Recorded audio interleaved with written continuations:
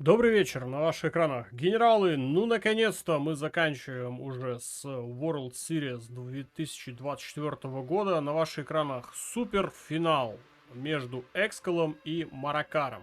Будем смотреть, конечно же, с реплеев. Игра уже у нас прошла, но кто в курсе результата, лучше не спойлерить. Я лично его не смотрел, этот матч, я только знал, что он проходит. Но я его спецом не смотрел, вот будем сегодня смотреть вместе с вами. Со мной сегодня второй соведущий Ридик. Здорово. Всех приветствую. Опять же, рад поучаствовать в таком замечательном и глобальном событии, как World Series, особенно в мире генералов. Учитывая, как быстро растет призовой фонд, я думаю, следующий World Series должен куда-то залететь в новостях, хотя бы в местных. Или разработчики должны хоть как-то обратить на генеральское сообщество о том, что мы существуем, и такая игра продолжает развиваться, в нее продолжают играть. Да, наконец-то финал у нас Экскал против Маракара. В прошлом году финал у нас был Экскал против Вивида. В этом году Вивида нет, поэтому заменяет его Маракар. А вот кто победит, вот тут уже вопрос интересный. Я лично болею за Экскала, мне очень нравится, как на данный момент играет этот игрок. Ну, а правда это или нет, мы выясним непосредственно сегодня.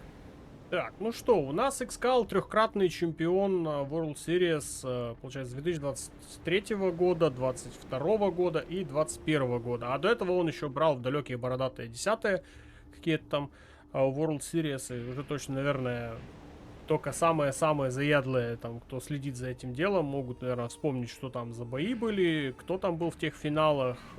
Ну, а вот последних 3 лет у нас Экскал является непобедимым, можно сказать, чемпионом мира. Сегодня этому делу будет сопротивляться Маракар. Посмотрим, насколько это удачно. Мы до этого следили за всем турниром, по сути.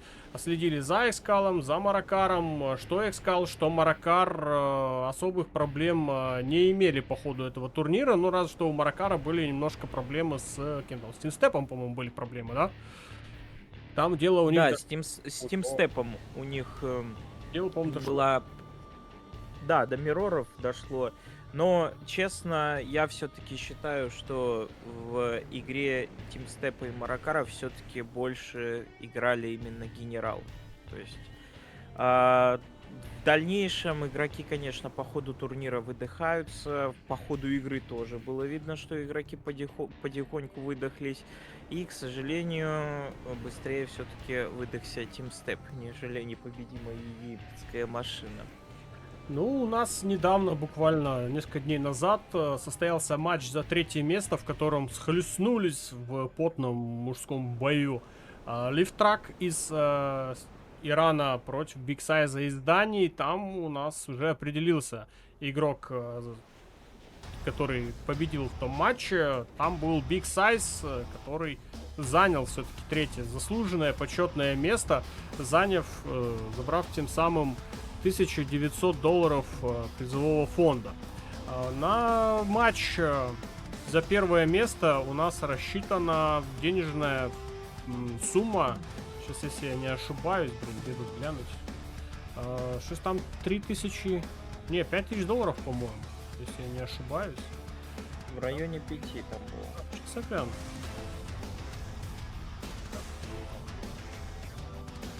Где тут у нас призовой фонд, как он тут разделялся? Уже темы ушли в историю. Я его сейчас по-любому найду.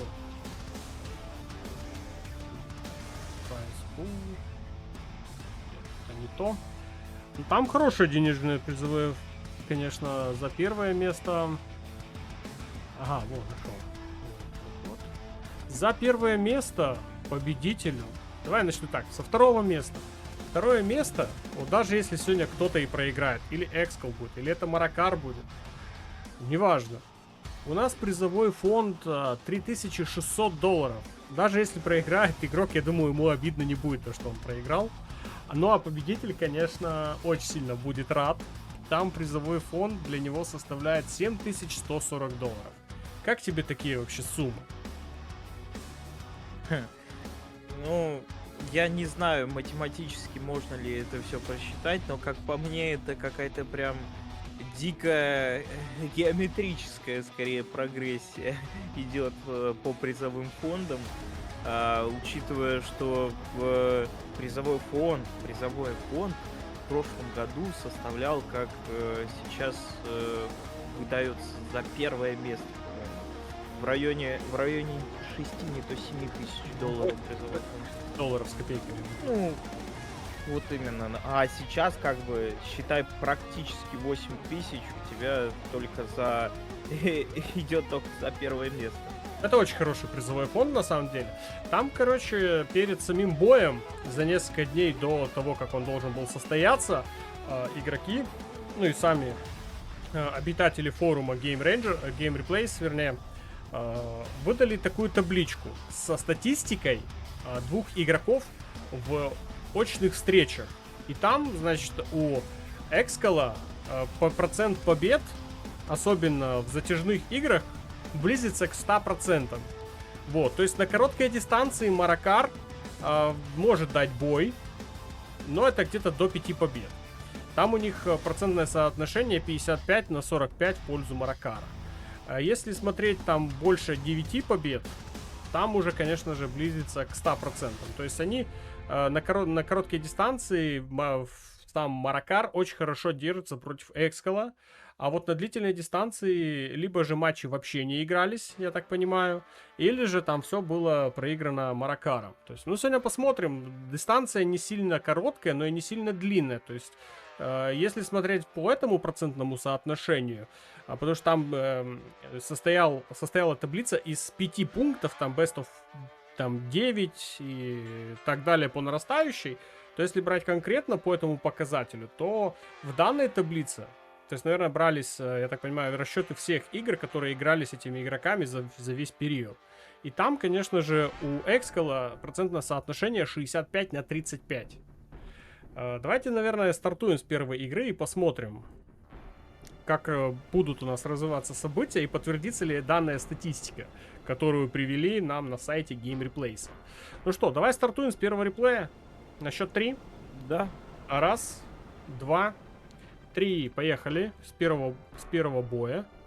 Как бы статистика статистикой, а игры играми. Реальные игры показывают совершенно, как по мне, другой результат, нежели какая-то там статистика на Game Replays.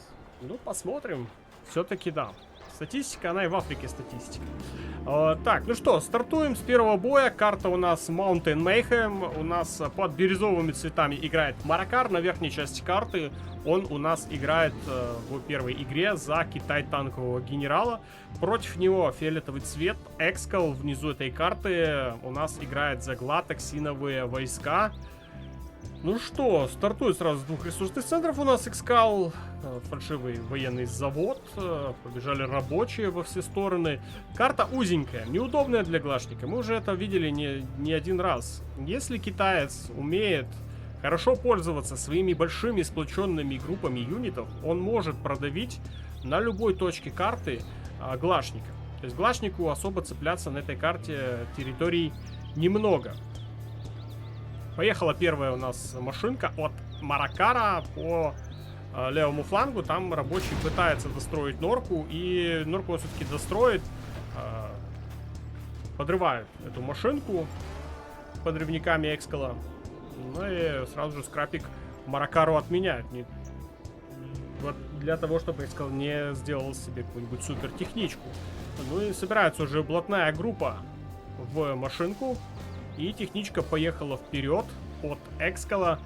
Там были 2 подрывника, 2 ракетчика и 1 рабочий. Поехали они по правому флангу наверх данной карты. Скорее всего, что где-то будет высаживаться рабочий. Да, рабочий высаживается. Скорее всего, норка будет где-то здесь, для того, чтобы не пропустить атаки Маракара.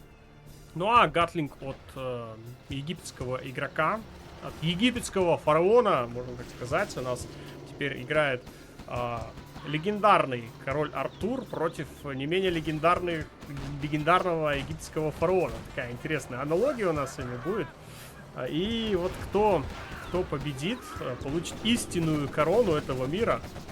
Ну, по крайней мере... Столько событий происходит на карте, что вообще невозможно даже уследить. Одновременно идет атака со всех флангов, с нижнего, с верхнего, с середины. Тут уже была успешно уничтожена вышка. Также была успешная атака на суплай, что с одной стороны, что с другой стороны. Просто великолепнейшая игра, могу сразу заверить.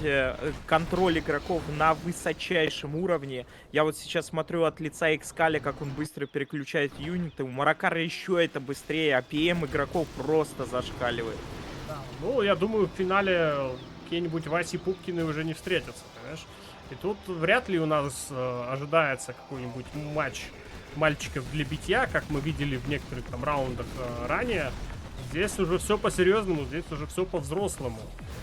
Маракар везде контролирует свои потери юнитов, везде сразу же скрапы отменяет. Не дает Экскалу вообще ни одного скрапа для техничек ни разу. Рабочий у нас стоит сверху от Экскала. В ожидании чуда. Чуда не произошло. Гатлинг подъехал и расстрелял его фактически в упор. Подъехала техничка с несколькими ракетчиками, и Гатлинг тот самый уничтожают. А там бульдозер, кстати, от Экскала поверху гуляет, но там уже есть Хеликс с бункером и техничку останавливает. Очень динамично у нас сейчас складывается игра. Маракар не оставляет попыток совершить свою атаку через центр, с каждым разом отправляя туда танки и драконы, и пытается Экскалу не пропустить ничего, иначе каждый пропущенный танк-дракон — это потеря здания, это потеря юнитов, и вообще кому это надо, да? Ну и пытается ловить и еще раз ловить. У нас Экскал пытается Маракар нащупать слабые места этого самого Экскала и использует для этого дела Хеликсы, уничтожает норку сверху, которую недавно у нас была построена Экскалом, но она, к сожалению, никак себя не зарекомендовала в игре, разве что самим фактом ее существования на карте. Ну и Хеликсы... Высокое напряжение игры, высокое напряжение. Тут базы к Экскалу, тут есть несколько квадов, которые стараются их прогнать, но Хеликсы ни в какую не сдаются и все-таки норку уничтожают, не дают достроить гнездо со стингерами. Пытается Экскал зафиксироваться на своей территории, ни хрена не получается. Опять подъезжает танк драконов Маракара и опять начинает сжигать все на своем пути. Ну а квады не могут ему никак противостоять, разве что только танки Скорпионы. Но танк Скорпионы слабые против Хеликсов. Очень сильно. Квады хорошие против Хеликсов, но квадов пока у Экскала не так уж и много. И не дает свободное пространство Маракар, если так наблюдать за ситуацией в целом на карте. У Экскала не так уж и много позиций, в которых бы он прям закрепился на все 100%. Есть позиция слева на карте, но там позиция довольно слабая. Там только одна норка и два танка Скорпиона ее прикрывают. Хеликсами. Летает хеликсами везде, по карте абсолютно, контролирует центр, едут также танки-драконы. Экскаль прекрасно понимает, что нельзя не пропускать ни одного танка-дракона, ни одного хеликса. Очень хорошо группирует юниты Маракар, атакует грамотно наземкой, подлетает хеликсами, пытается выбить любые каркасы, потому что любые деньги, которые потеряет Экскал, это будет в плюс Маракару. Напоминаю, опять же, игроки высокого уровня, это финал. Любая потеря, эта потеря может привести к поражению. И что у одного игрока, что у другого. Ну, мы много видели, знаешь, таких моментов, когда игрок расслабляется. В каком-то из матчей, по-моему, Скуба очень сильно расслабился и чуть не вылетел от, среднего по уровню игрока, но там в последний момент собрался все-таки и дожал своего соперника, но видно было, что было тяжело, когда упустишь момент, и потом этот момент уже можно и не вернуть до конца игры. И бывает в некоторых местах тот самый упущенный балл, та самая упущенная победа может решить исход всего противостояния, поэтому сейчас концентрация у игроков очень большая, на самом высоком уровне, и они вовсю сражаются за каждый клочок этой карты. Маракар пытается залететь хеликсами, пока не особо получается. Там квады пока контролируют воздух, но миксует все это дело Маракар с наземными юнитами, танки и драконы. Правда, пока без апгрейда на напалм. Но все же продвигаются потихонечку вперед. У нас на правом фланге этой карты продолжается натиск от Маракара. У Маракара там уже на базе и все есть просто. Человек имеет все ресурсы для того, чтобы побеждать. И он пытается выжать из максимума из того, что у него есть. Ну а Экскал пытается активной обороной не дать Маракару просто так прорваться и забрать первый победный балл в этой игре, который потом придется все же потом, но отыгрывать обратно. Ну и полетели уже первое повышение на этой карте. У нас используется арт-удар от Маракара прям по вышке, но вышку выбили чуть ранее, поэтому можно сказать, что впустую было использовано данное повышение, но Маракар прессует дальше, не оставляет Экскала в покое. Опять танки дракона, опять через центр. Очень много танков драконов. Хеликсов, правда, мало осталось, только один пока на карте. Эта игра полностью на истощение. Так как у нас танк имеет очень дорогих непосредственно хакеров, то эта игра идет полностью на истощение, потому как после того, как закончатся ресурсы, Глашник уйдет во вторичку и забункерится, и Маракар это прекрасно понимает, и ему нужно не допустить этого, поэтому занимает как можно больше территории. Занял абсолютно все вышки, которые остались живых на карте. Также занимает у нас уже арт-платформы и давит танками драконов, не давая передышки Экскалу. Ну, а Экскал пытается из всех сил отбиваться, насколько это возможно. Но сил с каждым разом становится все меньше. Большие территории потеряны. Плюс еще сейчас сжигает ему танк-дракон рабочих на ресурсном центре. И драконы продвигаются все дальше и дальше и дальше. У нас Маракар установил дополнительный ресурсный центр на верхней части карты. На правом фланге Экскал занял холм, пытаясь уничтожить вышку Маракару для того, чтобы не давать ему добывать ресурсы с нефти. Ну а Маракар уже в принципе выкачал ресурсники свои полностью, и остается играть ему только вторичная экономика. Есть у него вторичная экономика? Не видно пока. Пока вторичной экономики не видно. И немножко натиск уже Маракар подсбавил. А то одно время было страшно для Экскала. Как же он такое выдержит? Ну, а Экскал выдерживает, и теперь у нас игра начинается, можно сказать так, с нуля. Маракар все это выдержал, Экскал все это выдержал, и есть у него несколько черных... Ответная атака! Посмотри, ответная атака идет на базу, 2 баса едут. И это очень опасно.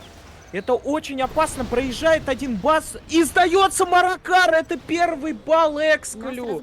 Вот одна единственная атака проезжает, и все. Вот насколько высокий уровень игроков, что уже понимает Маракар, что он проиграл, просто пропустив один бас. Ну, денег у него не осталось. У него пустые доки ресурсные. Остался только один рабочий сапплай, и все, в принципе... Там дальше уже нечем играть. А у того же Экскала и вторичная экономика имеется, и ресурсов слишком много осталось. В отличие от Маракара, постоянно Экскал оставался без рабочих, и к концу игры остался более свеженьким.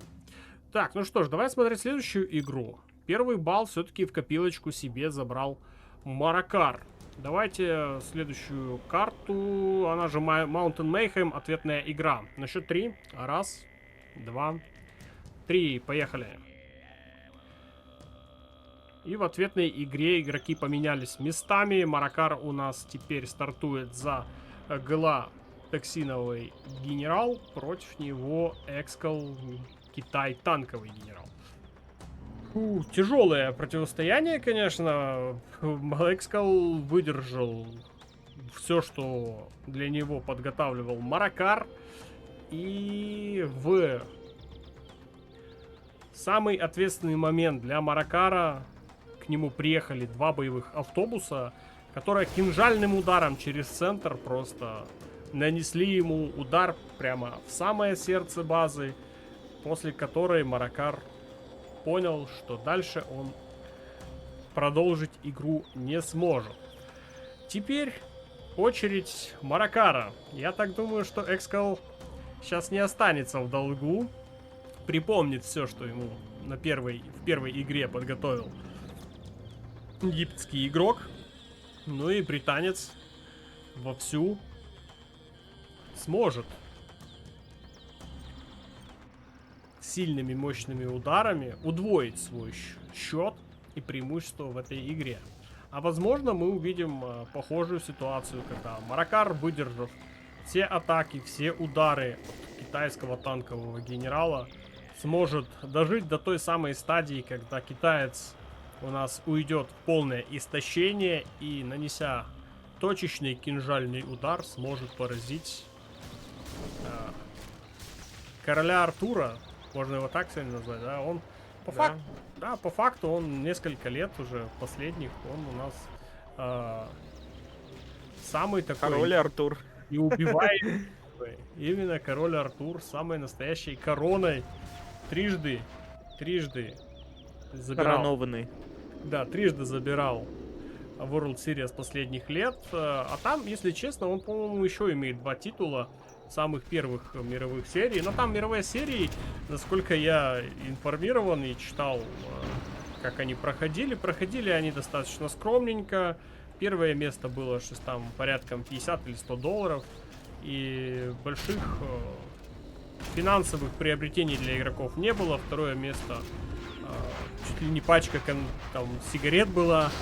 Но со временем дело у нас дошло до 20 тысяч долларов. Это большие деньги на самом-то деле. Впервые на этом турнире был задействован прямой спонсор, там логистическая компания, которая профинансировала достаточно неплохо этот турнир. Там, по-моему, только от логистической компании 5000 долларов было задействовано. Ну и, собственно, мы на сегодняшний день имеем одно из самых горячих противостояний. А в отличие, кстати, от мировых серий, что я, собственно, наблюдал, в этом году очень сильно организаторы относились к пингу в играх. Прям очень сильно, тем самым некоторые стримеры очень сильно обижались за то, что их назначали вторыми на стримы. И у нас определенно была такая же ситуация. Да, после которых... Определенно обидно, но как бы ничего не поделать. Проходили, у нас была такая игра, лак-тест проходили, из-за второго стримера было принято решение от второго стримера отказаться, там пинги были у всех. Некоторые стримеры обиделись, тот же LFAce обиделся, когда у них там вообще ситуация была комичная, у них там 2 стримера англоговорящих получилось на стрим. Вообще, по самим правилам было отдано предпочтение англоязычному стримеру. То есть, если там попадало 2 стримера, и один из них не англоязычный, то предпочтение отдавалось англоязычному стримеру, даже, может, если с ним ситуация была похуже. Вот. И там ситуация сложилась таким образом, что у LFAce 2 англоязычных стримера, и LFAce вынужден был уйти на второй план, с чем он, собственно, не согласился. Ну и до сих пор там идут дискуссии по этому поводу, стоило ли, не стоило ли. Ну и вчера тоже была похожая ситуация на этом матче. Тут тоже был назначен второй стример, некто русскоговорящий. Ну и этот стример опоздал на лак-тест, после чего пытался вломиться туда с правдами и неправдами. А когда его окончательно попросили уйти с трансляции, перейти на стрим с реплеев, то некоторые его подопечные, любители, почитатели или так называемая ядерная аудитория просто ворвалась к этому англоязычному стримеру и просто начала грубить, хамить и прочие выкрутасы вытворять. Естественно, это все не осталось незамеченным. И вчера, короче, наверное, не знаю, побили рекорд, не побили рекорд по банам на трансляции. Но, насколько я понял, около 100 человек было заблокировано из-за таких вот действий. Ну, это, по-моему, много, как по мне. Это очень много. Да, Да, но... интересные ситуации разворачиваются. Естественно, такие действия крайне негативно влияют в целом и на сообщество генералов, и на игру, а также популяризация этой игры. Мы всячески не рекомендуем поступать, то есть вступать в негатив между и конфронтацию между стримерами, потому что на пользу это никому не идет. Разве что поднимает бешеный актив и портит репутацию определенным личностям. Да, так и есть. Ну, у нас тоже ситуация такая была, мы к этому отнеслись нормально, мы несколько боев отстримили, после чего перешли на реплей и никаких таких кипишей не поднимали, никого не агитировали и никого не натравливали. Ну, разные люди есть и разные ситуации есть, поэтому кто-то решил сделать все красиво и не обижаться ни на кого, а кто-то вот имел такую вот наглость. Тут ничего не поделаешь, чисто человеческий факт. Так, ну что ж, давай возвращаться к игре. У нас потихонечку, кстати, в отличие от предыдущей игры, ситуация у нас не такая у нас динамичная, поэтому мы смогли даже какое-то время уделить вне игровому моменту. У нас каждый игрок живет и развивается, как сердце ему скажет. Если у нас Экскал уходит просто в какую-то необъятную группу с хеликсами, то Маракар уже построил дворец и вовсю использует боевые автобусы для обороны и для каких-то своих диверсий. Но, как видим, с боевыми автобусами очень быстро справляются хеликсы. Но и Маракар тоже не пальцем деланный господин, он понимает прекрасно, боевой автобус высаживает. Минус 2 хеликса. Ой-ой-ой-ой. Потеря серьезная. Не дает все-таки отхватить вышку Экскалю. Держит за собой преимущество. Да. И Экскаль принимает самую банальную стратегию попробовать переспамить повторички и, скорее всего, будет ставить второй фил. Ну, один пока имеет. Центр пропаганды. Очень поздний для Экскала, на самом-то деле. У нас уже 8-я минута. Дворец у Маракара уже давненько имеется. На правом фланге базы Маракара имеется 2 танка дракона. Один из них уже Джарманом Келлом отработан и ждет, когда либо его перехватит, либо когда его уничтожит. Ну или вернет обратно себе его Экскал под свой контроль, что маловероятно, конечно. А вот то, что его может Маракар себе забрать, то может быть. Но там еще надо уничтожить второй, который до сих пор еще стену огня сжигает. Хеликсы находятся недалеко от базы Маракара, но пока не рискует Экскал туда залетать. И я бы не сказал, что какие-то большие группы имеют сейчас под контролем Экскал, разве что вот хорошая группа с Хеликсом. Очень хорошая, но уже один из них падает. Да, уже один из них. 2 танка дракона были Джарманом Келлом уничтожены, и их добили просто Экскал своими хеликсами. И что-то тяжело Экскалу. Как-то он не знает, как пробраться на базу к Маракару. Маракар очень грамотно обороняется. Везде есть гнезда со стингерами. Чего, конечно, Экскал в прошлой игре не имел, но Экскал зато имел очень хорошую выдержку и не дал просто так себя пробить. Ну, а Маракар сразу сходу взял быка за рога и начал строить огромную эшелонированную оборону. Привет. Привет, все нормально, все хорошо. Смотрим себе чемпионат мира. Да, вот приветствую людей в чате. Да. И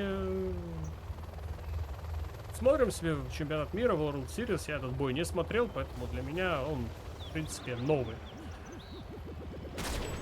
Ну что, Джарман Келл потихонечку отстреливает касатиков. Одна ЦМ-ка за другой теряется у Экскала. Экскал, наверное, будет большой ударной группой пытаться пробиваться вперед. Но Маракар очень грамотно боевыми автобусами вперед не лезет. И один юнит за другим уничтожает. Здесь неподалеку есть хеликсы. И боевыми автобусами очень опасно, конечно же, кататься туда-сюда. Но Маракар все-таки лазеечки ищет, как один юнит за другим уничтожать. Что касается вторичной экономики. Где вторичная экономика у Экскала? У Экскала нет вторичной экономики, насколько я вижу. А вот На него особо и средств нету. Маракара, в принципе, нормально с вторичной экономикой все. И причем Экскал не знает, как прорваться вперед. Миги уже в воздухе. Миги в воздухе, но миги падают. Падают очень хорошо отстреливают. И из дальней норы выезжают. Еще 4 квада. И Хеликсам приходится обратно возвращаться. Много скрапов оставили за собой. Танки и драконы вместе с ИЦМ-ками. Даже не получилось пробить первую линию обороны. Полетел арт-удар. Но это на вышку. Возможно, даже с целью там уничтожить эти все норы и стингеры, возможно, и нет. Получается, да. Арт-удар был использован не прямо на вышку, а чуть-чуть левее.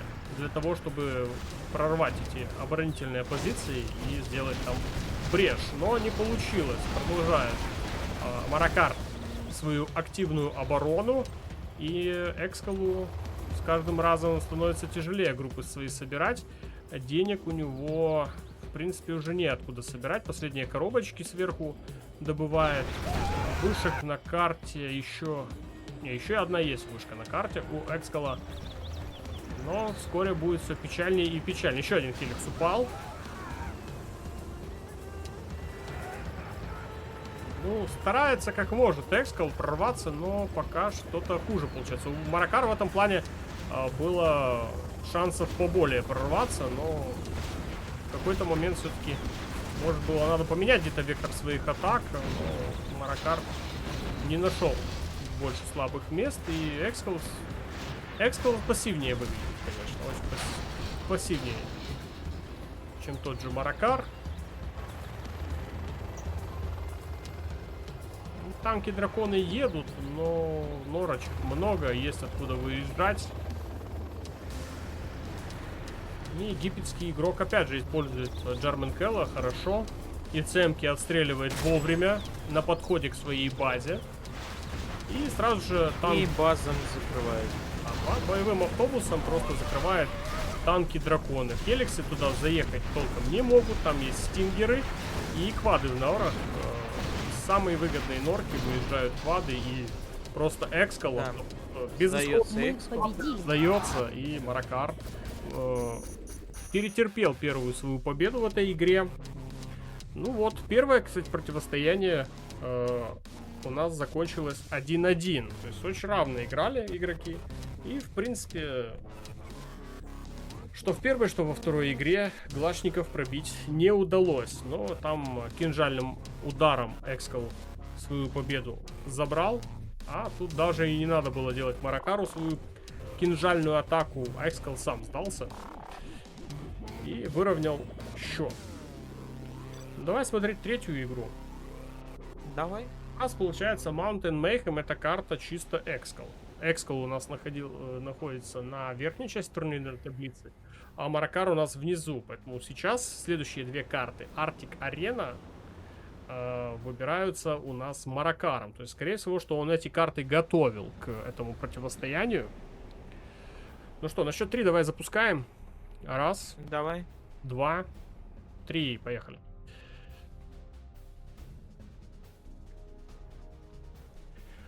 На карте Arctic Arena у нас Маракар на нижней части играет за Китай пехотного генерала. Против него играет Экскал, Гала, самый что ни есть ванильный. Тут у пехотного генерала, по-моему, побольше шансов будет, чем в прошлой игре у китайского танкового генерала. Ну, мне кажется, да.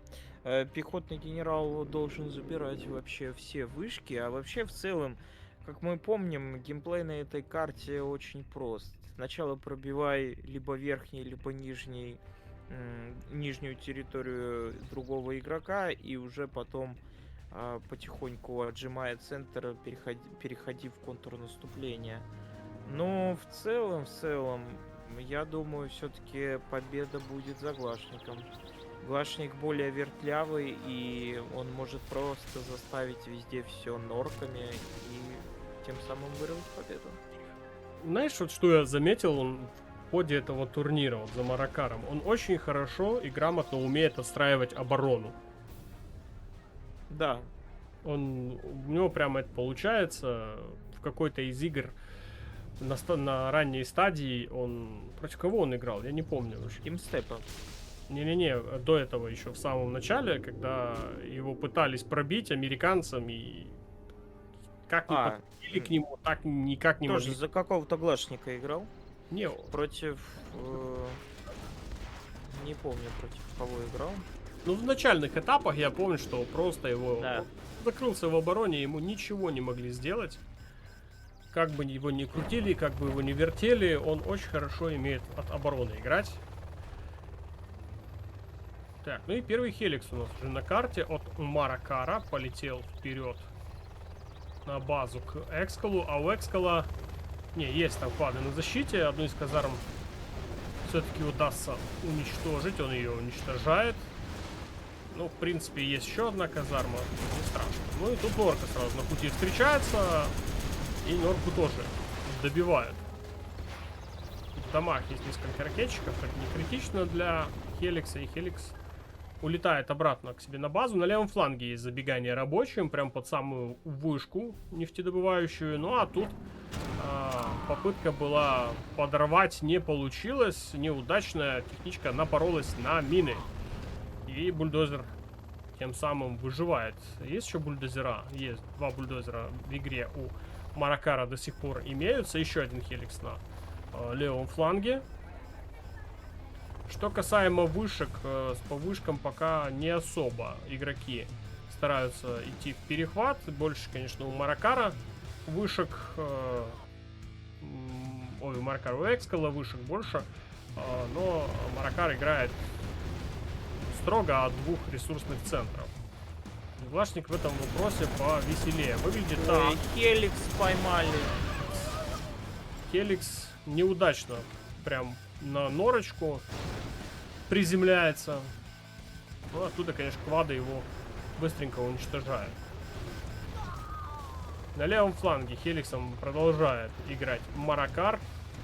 Скорее всего, сейчас уничтожит одну из нефтяных вышек.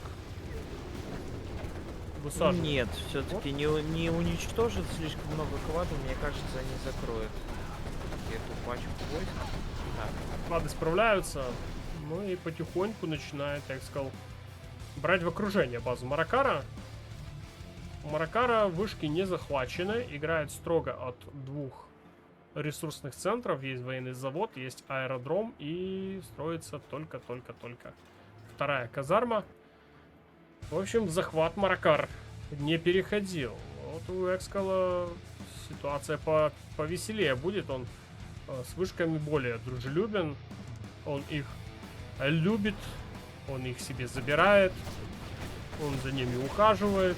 Ну и они, естественно, ему, как те коровы, дают, но не молоко, а дают денежку. Денежка капает. И капает достаточно бодренько для Экскала.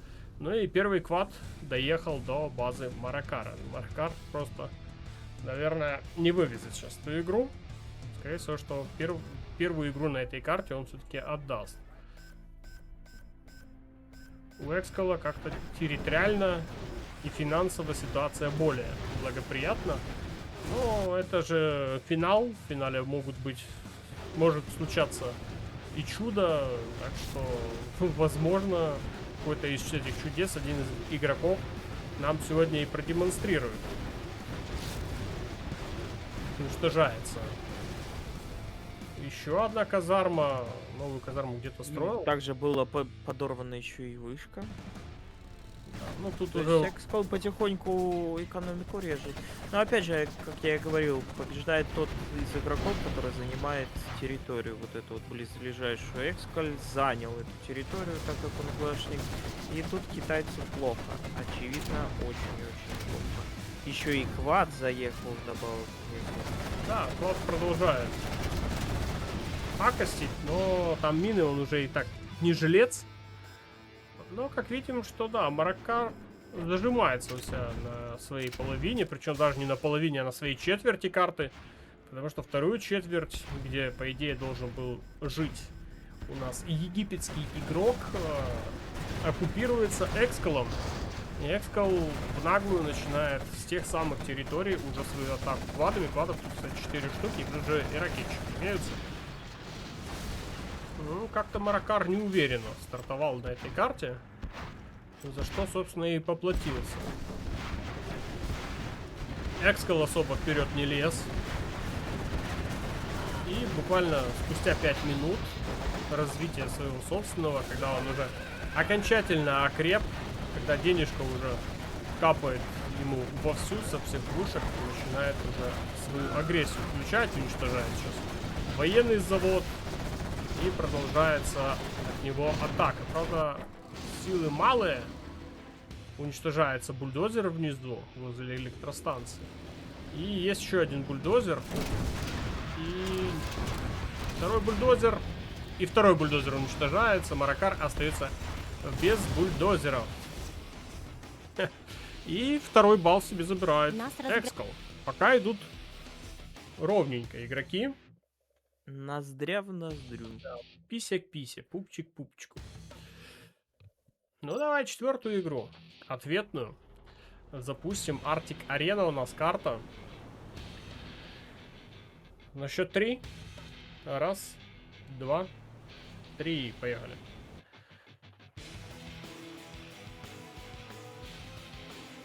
Теперь сейчас должен Маракар показать, как за Глашника надо строить оборону.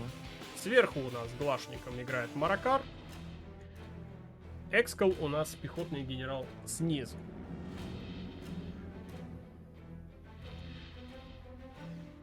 Ну, возможно, мы увидим сейчас от Маракара похожую игру. Две казармы уже, правда, через фейк установлены. Вот интересно, как Экскал сыграет. И сможет ли хоть что-то сделать. Карта, ну, широкая. Сразу аэродром.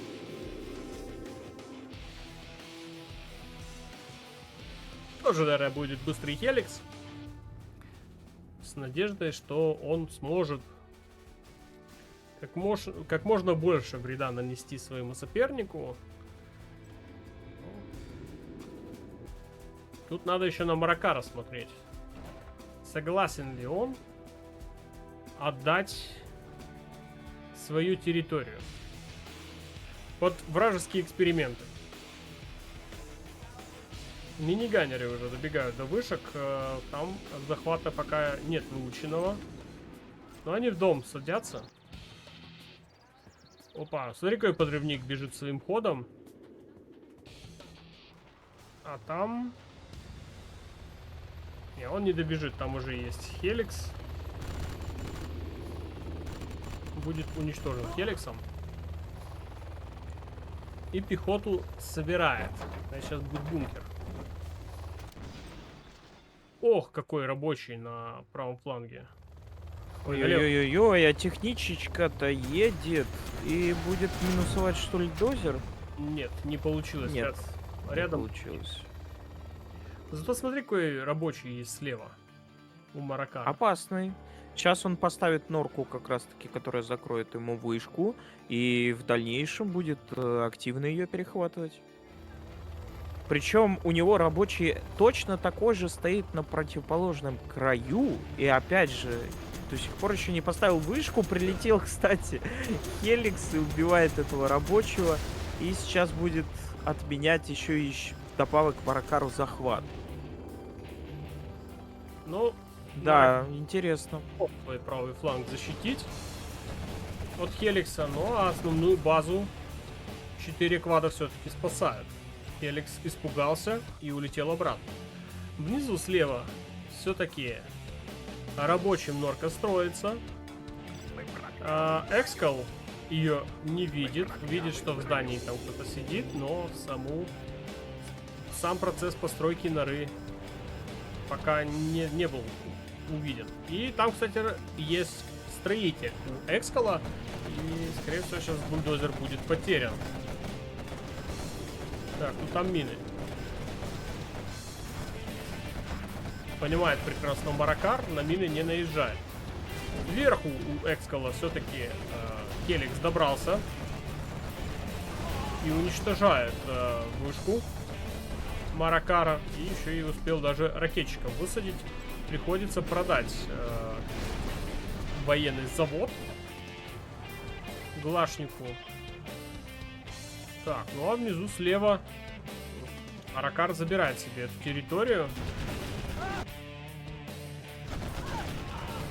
Ракетчиков всех сверху перестреляли.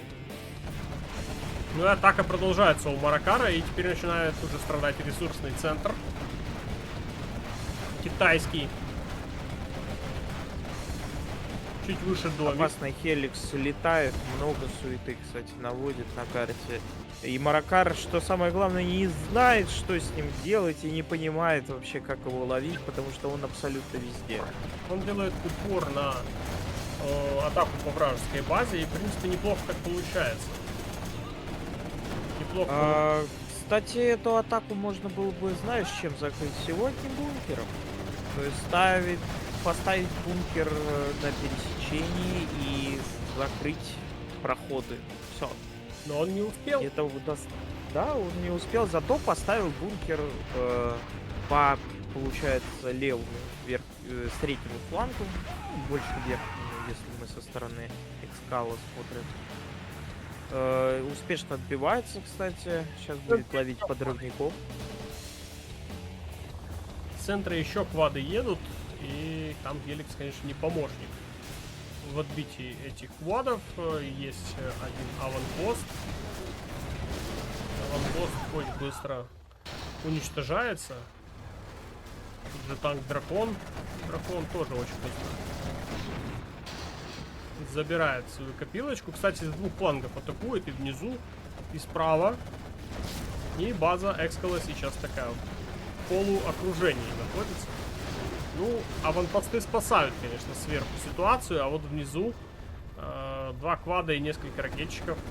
Плюс еще и один подрывник.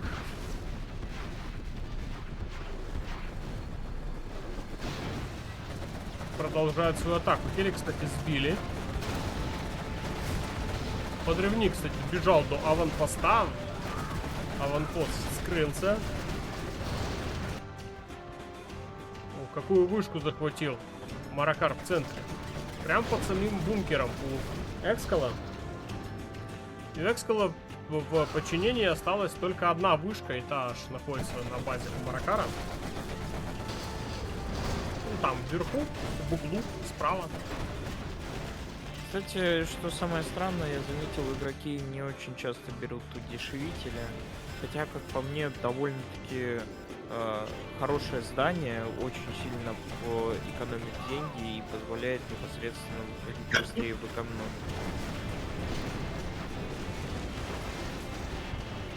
У Экскала пока нет третьего ранга, он до повышения будет себе помогать, но пока не добрался до него. Только появился. А командного центра нет, к сожалению. Англичанин. Да и построить он не может, денег там не хватает, там 1700 только есть. Может быть, сейчас где-то появится. Но нет, пока Экскал занимается расчисткой того самого левого фланга, на котором он получал, с которого получал эти атаки. Ну а с центра приехал один таксотрактор, сразу домики повыселял. У Маракара все хорошо по ресурсам, у него есть дополнительные ресурсные центры, которые ему дают неплохой прирост по деньгам. Не на всех, правда, есть рабочие.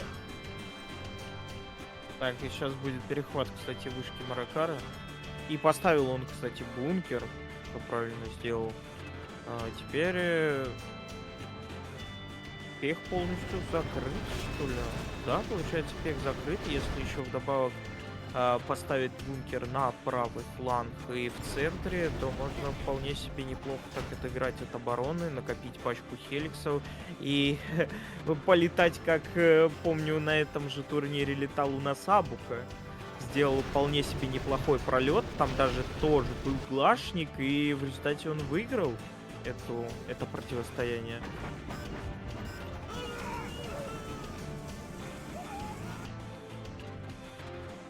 Есть уже арт-удар. Но только вопрос, куда его использовать? На вышку? Да, летит Скорее прямой. всего, да. На вышку только-только перехватил Маракар, зря старался, получается. Ну, почему же зря? Но она была... успела... Но она успела дать деньги, Кому? 200 бачей Экскал. маркеру. Экскал. Все-таки неплохо. успела экскулю дать. Там под Экскалом было какое-то время. И я только-только забрал себе обратно Маракар и, к сожалению, ее выбили. Не успела она ничего дать. Даром только на нее внимание, значит, тратил египтянин. Полетела ковровая бомбардировочка по рабочим Злая. и саму центр. Ресурсный центр, кстати, выжил. Но зато прекращена была добыча. И Чуть да, ставит бункер в центре, как я и говорил, Экскал, и потихоньку выходит, видимо, в позиционочку. Тут вторичной экономики нет. Зато есть командный центр. По вышкам, конечно, беда. Вышки на карте потихонечку выбиваются. Они не восстанавливаются.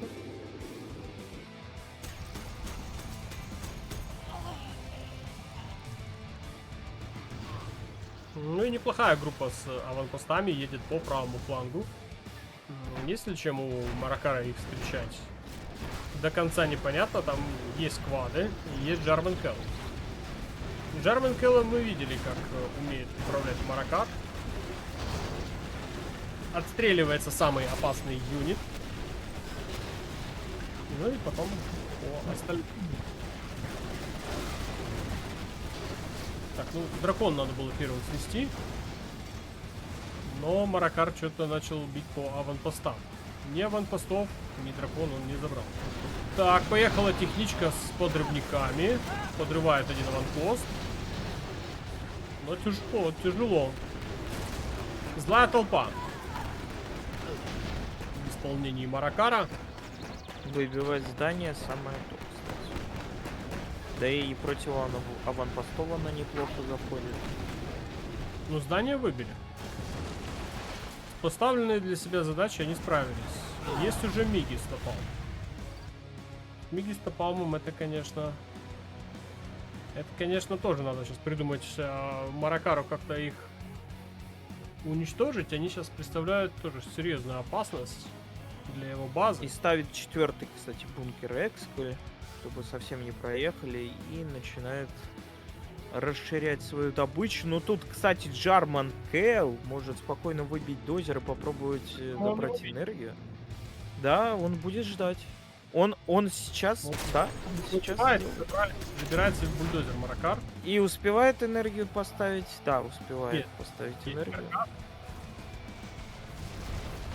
Так, еще одна ковровка по норкам.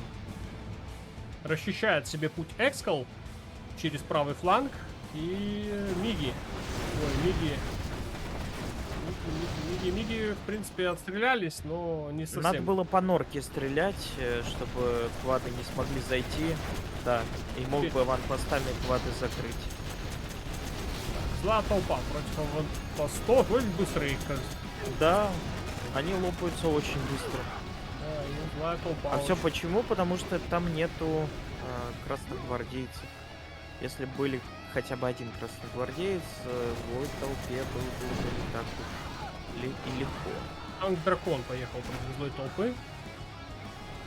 И убирает их сразу оттуда, но их догоняет все-таки Миг с Напалмом. Жалко пацанов, конечно. Хорошие были ребята, но сгорели. от пьяни. Нет, все-таки выжила. Выжила одна злая Так. толпа. Да, две злые толпы выжили. Так, это Джарман Келл на мотчике. Куда аж проехал? А нет, это не Джарман Келл. Это саботер или как его там? Да, это саботер был. Он, получается, хатывает обратно, да? Повышение. если я не ошибаюсь. Честно, затрудняюсь ответить, что он Я тоже конкретно особо делает не в ЗХ. играл. Ну вот, Да, по-моему, да. По-моему, он откатывает назад повышение счетчики. Есть уже скат-лаунчеры. Кстати, скат-лаунчеры хорошее решение. Вот, Маракара, главное, тут их как а-ля Коля Стайл. Из норки в норку. да. Очень, кстати, эффективная тактика. Хоть и очень сильно раздражает. Не можешь поймать. Да, крысиная тактика, но очень эффективная. У Маракара уже потихонечку вторичная экономика вырисовывается. А что у нас у Экскала? У Экскала новая казарма. Но денег ему, в принципе, Новая казарма, да, и скорее всего сейчас будет интернет-центр и спам с этой казармы хакеров.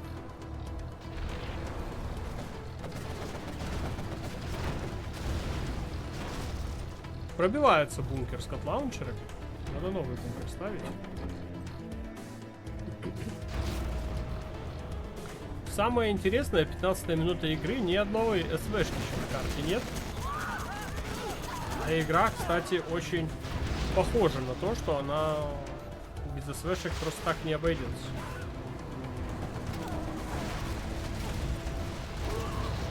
Хороший был скат-лаунчер, но, к сожалению, потерял его Маракар. Злая толпа потихоньку прорывается на базу к Экскалу. Правый фланг как решето, как проходной двор. И продолжаются злая толпа свои движения, но там миги. Миги сразу же пацанов этих уничтожают.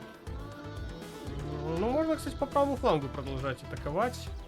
Скоро появится скрытая атака, и вот тогда Экскалу будет не по себе на самом-то деле.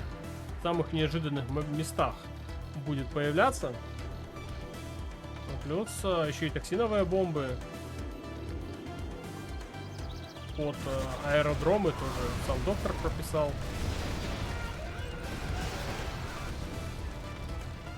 Полетела еще одна ковровая бомбардировочка. Ну тут квадами сбивают и чуть-чуть с краю.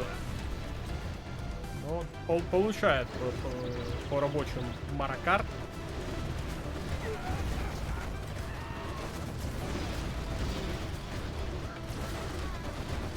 Даже танк-дракон был поэффективнее по этому ресурсному центру, чем сама ковровая бомбардировка. И не может Экскал продвинуться вперед, так же само и Маракару сложно идти вперед. Там оба игрока находятся в достаточно затруднительном положении.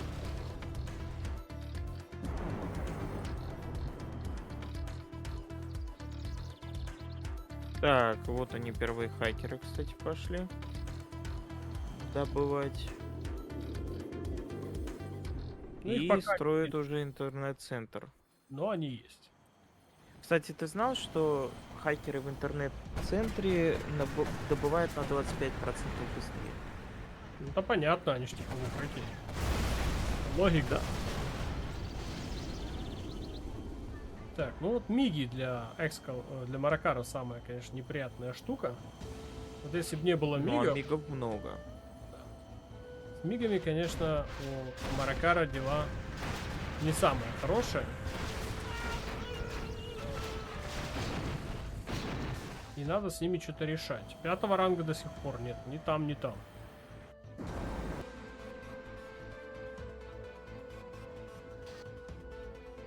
И первые СВшки у нас уже пошли. Первый Скотшторм. Не делал, кстати, попытки выбить электростанцию Маракару у нас Экскал. Хотя, наверное, зря. Ну тут еще попробуй тоже. Ну и арт-ударом разве что. Да, полетел арт-удар и, скорее всего, да, в сторону электростанции летит. Маракар у нас останется без электроэнергии. Нет? По норкам? Непонятное решение на самом деле от Экскала. Электростанция. Ой, я понял, что он хотел сделать.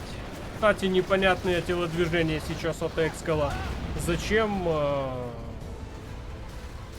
арт-ударом по норам, плюс ковровую бомбардировочку, еще и миди туда отправил. Он решил прорваться. Прорваться Да, не- он решил прорваться и уничтожить как можно больше юнитов. И еще скинул мины. Мины. Теперь из этой норки выводить юниты неэффективно. И, скорее всего, сейчас пойдет полнейшая атака именно по этому флангу. В принципе, уже там нормально не прорвется. Есть командный центр у Маракара, но а чё? 5-го ранга пока нет. Есть скатшторм, 4 минуты 10 секунд до запуска. Опасно здесь хакеры стоят. Если полетит сейчас сюда персобомба, очень опасная штука будет. Ну, а Маракар пытается издалека с катлаунчерами по добыче пробивать. Ну, пробивает, но там все-таки мигами закрываются все скатлаунчеры. Неудачная тема. А вот и скрытая О, атака. скрытая атака. Прям под Два военных два военных завода. Ой-ой-ой-ой-ой-ой. полетела Эми бомба. Нет, Эми бомба Успел, кстати, и спрятать. мигами закрывает. Да. А вот и Токса бомба. Хеликс там пытался собирать. Экскал, но он просто присел собрать пехоту, и пехота сдохла, к сожалению. И чуть Хеликс еще не сдох тоже. Если бы чуть дальше присел, Так. попал бы под зону действия По левому токсина. фланге идет выбивать бункер.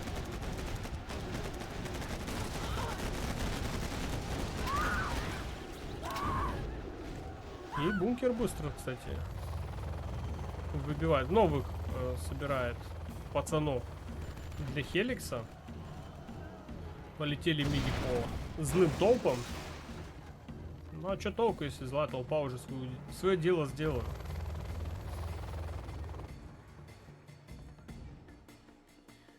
Что делать с Катштормом? Что делать с электроэнергией? Что-то как-то у Экскала вопросов больше, Пока чем... что нет.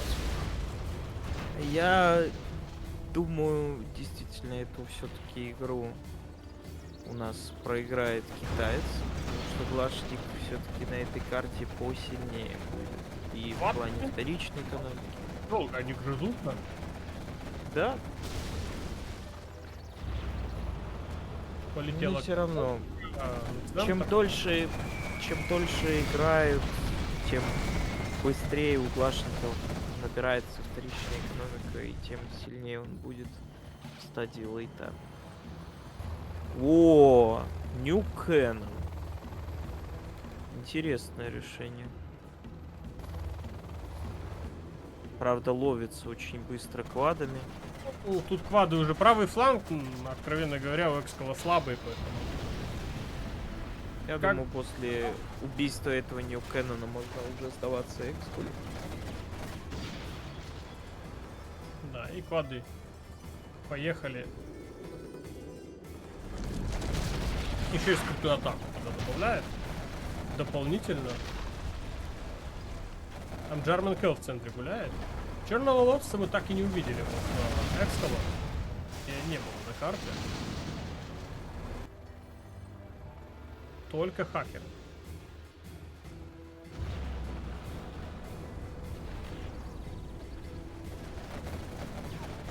Так, ну это мины под скрытую атаку, она не долетела все-таки. Залетело. Чуть сразу выбежал из скрытой атаки. Разминировать. Да, начинает минировать. Там Джармен Келл уже работает. Ну да, тут все-таки Экскал в какой-то момент уже поплыл. Там даже уже два рабочих. Да. И рабочий побежал норочку строить. Ну и арт-ударом пытается закрыть скрытую атаку уже. Да, Уже поздно. жест уже последней надежды. И Мы победили. дается. Маракар выравнивает счет. Счет становится 2-2. Ну и давай дальше. Следующий пик у нас снова Экскаля. Следующую карту у нас Экскал берет Вендетту. Ну что, поехали смотреть? Погнали.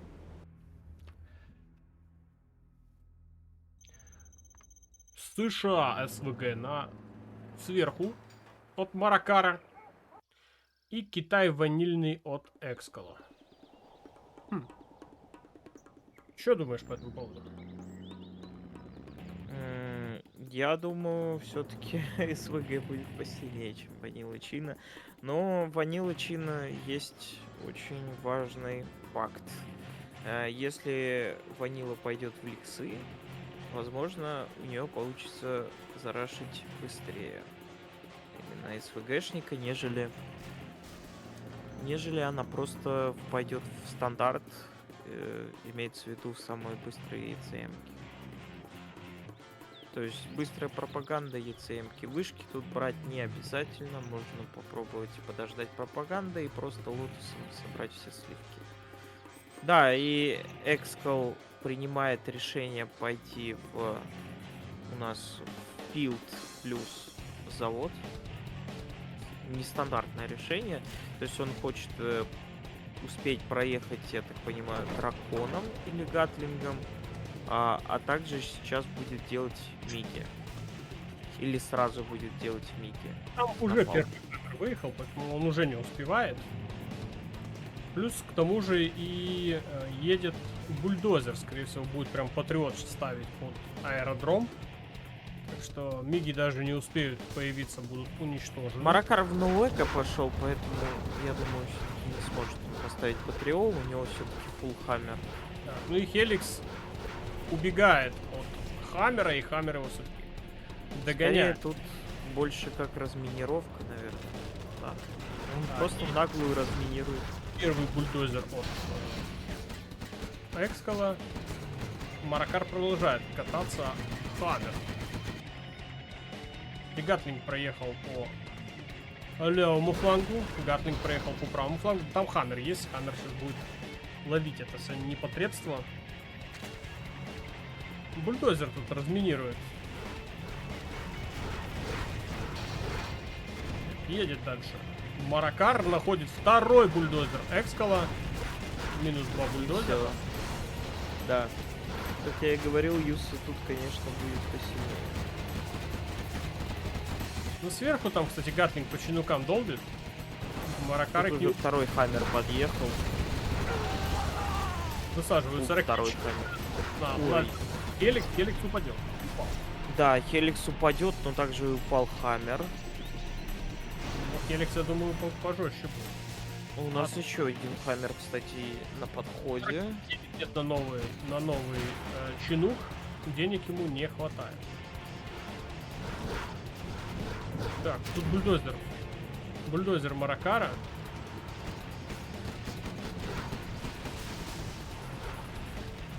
Стоял просто как разведчик. Еще один хаммер подъехал.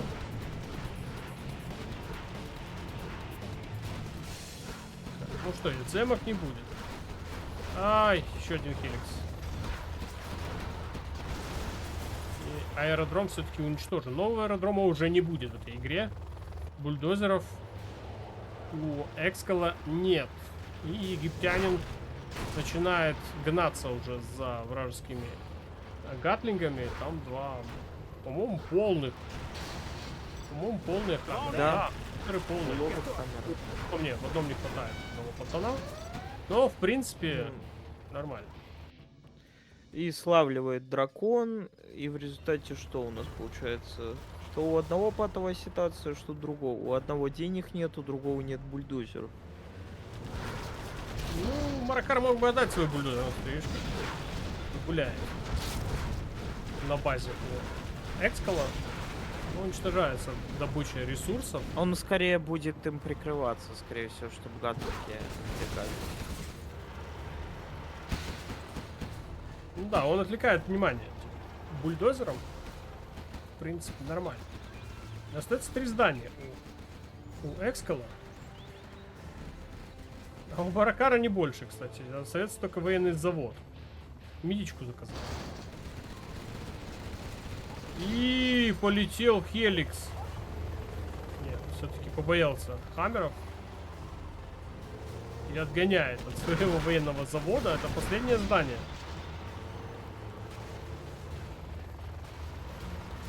Много гатлингов. Еще и танк дракон ведет. Экскал через центр. Танк дракон надо чем-то поймать. Хоть как. Нет денег у Маракара на дрончики и сдается. О, Не да, сдается. выходит. Не получилось, но Эко. 3-2 делает счет.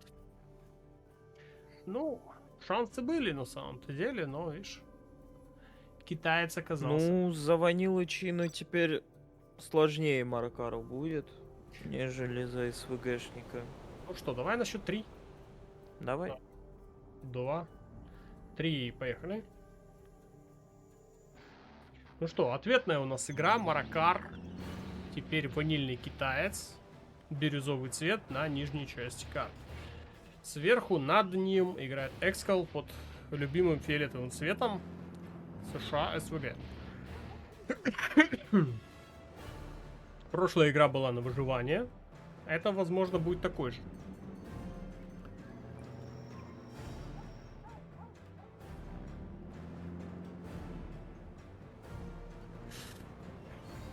Никаких но эко от Экскала. 2 ресурсных центра. Казарман выдвинутая вперед. Военный завод от Маракара. Будет играть через Хеликсы или все-таки предпочтет? Нет, тоже Хеликс. Похожая тактика от Маракара. Военный завод плюс аэродром. Вот Экскал что-то мудрит. Что-то интересное, видимо, придумал. Ну, поздно хаммеры будут, на самом деле. Хеликс будет быстрый. Ну, наверное, чисто хаммерами будет. Или он хочет сразу в стратег-центр быстро выйти. Ну, пока не видно. Денег ему точно не хватает.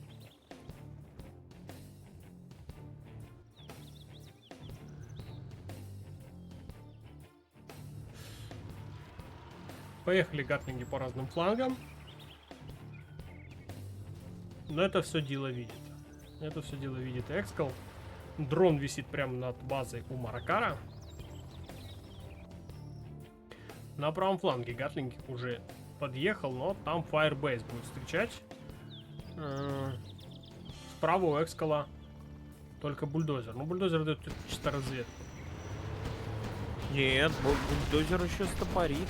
Вот и Хеликс. Хеликс, кстати, с гатлингом расстреливает всех ракетчиков, расстреливает хак. Ой-ой-ой-ой-ой-ой. Да, что творит этот Хеликс? На правом фланге тоже гатлинг все-таки доехал до намеченной своей цели. Ну и Хеликс. Хеликс танцует в воздухе. Экскалу пришлось отвлечь свое внимание и на правый фланг, там тоже гатлинг был. Бульдозер все-таки был потерян Экскалом.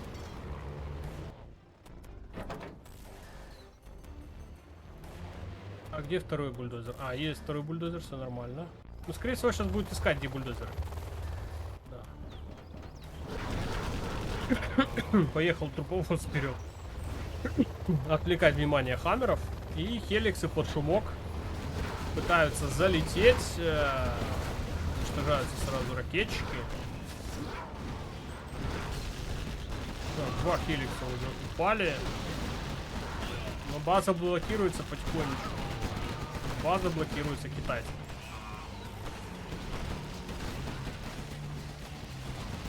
Гатлинги уже вовсю прут.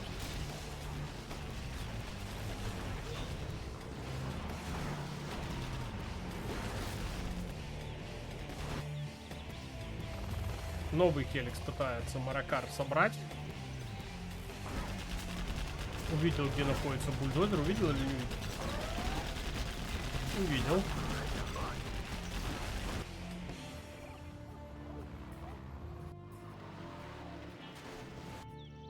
Так, ну и гатлинги через центр. Все больше и больше.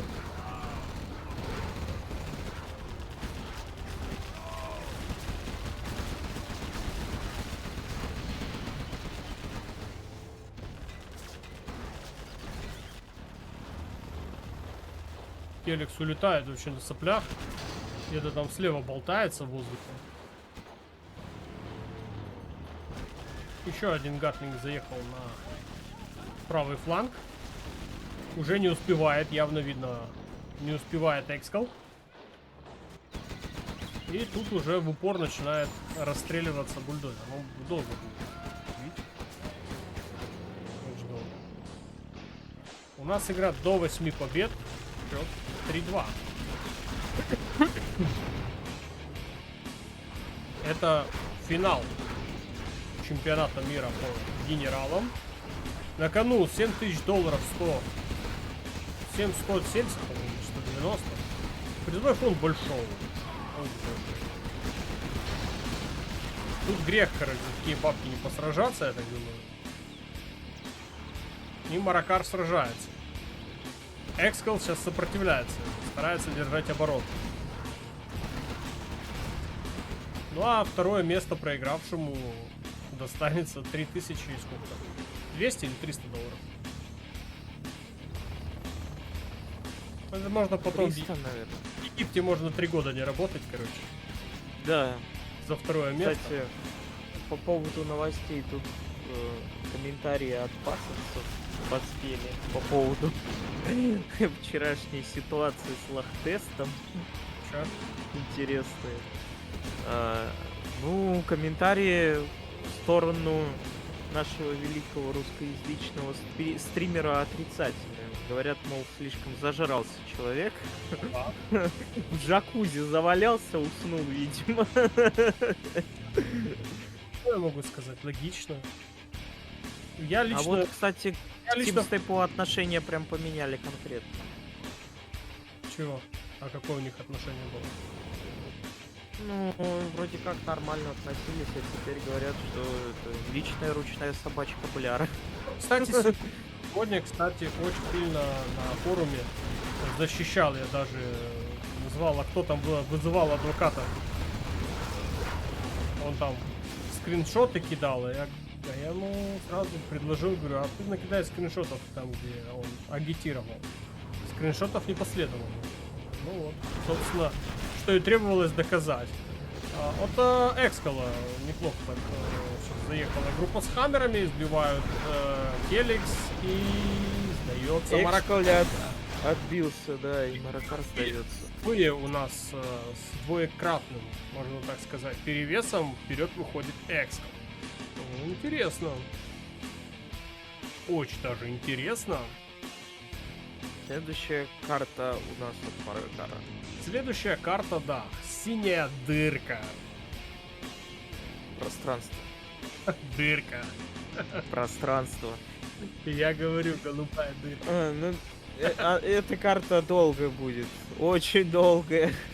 Там сейчас опять 2 генерала забункерятся и будут сидеть, наблюдать геймплей. Ну хорошо. Ну что, поехали? Медитативное. Поехали. Раз, два, три, поехали. Так, Маракар, Гла. Внизу слева. Справа танковый китайский генерал. Где-то мы такое видели. Не в первых ли боях, но только там был токсиновый Гла. Тут у нас ванильный Гла. Но карта другая. Тут карта для глашника прям подарок. Китайцу, конечно, без его артиллерии, с дорогими мигами будет ой как непросто. Плюс еще у него плохие повышения. Даже если он до 3-го ранга доберется, там кроме как арт-ударов, по-моему, больше ничего и нет. Очень не повезло сейчас Экскалу. Но что грустить, как говорится, у нас еще реверс впереди, да? Вот интересно будет понаблюдать. Побежал первый подрывничок вперед от Маракара, там ловить или машинки, или какие-то Заблудший бульдозер поймать, тоже как вариант.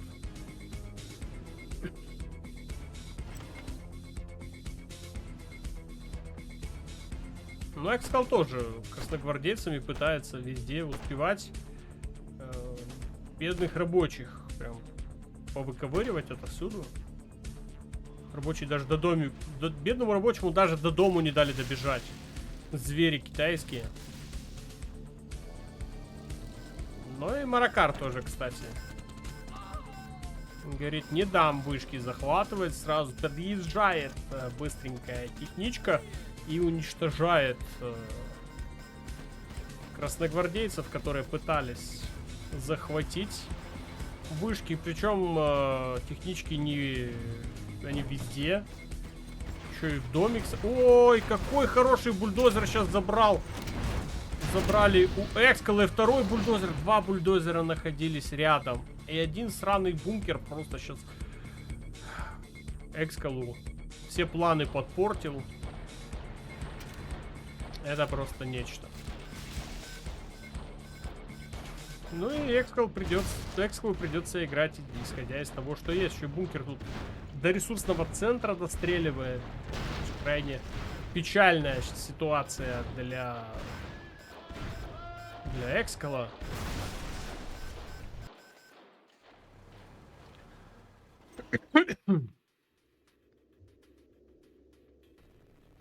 Ну.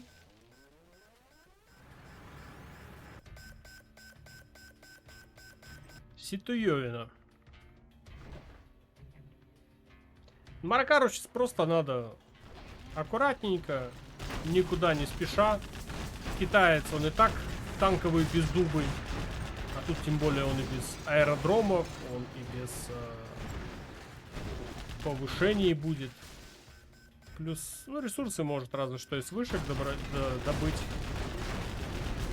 Главное сейчас аккуратненько Маракару отбиться, выстроить небольшую оборону и в самый нужный момент перейти в контратаку.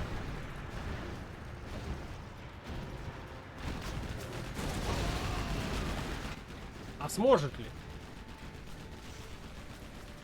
Герман, ты тут? Да, я просто переписку читаю на Game Replays. Небольшое предложение, плюс еще там высказался один человечек, который подписан под другим ником, опять же, из фасовцев. Ситуация довольно-таки интересно разворачивается. А по поводу игры, что могу сказать? Экскал берет полностью на себя контроль. То есть, как мы видим, учитывая, что он играет за танка, он выбрал... да, он выбрал напор и старается этот напор поддерживать, потому что если Глашник уйдет во вторичную экономику, это будет очень плохо. При этом у него есть деньги, он контролирует вышки. В целом...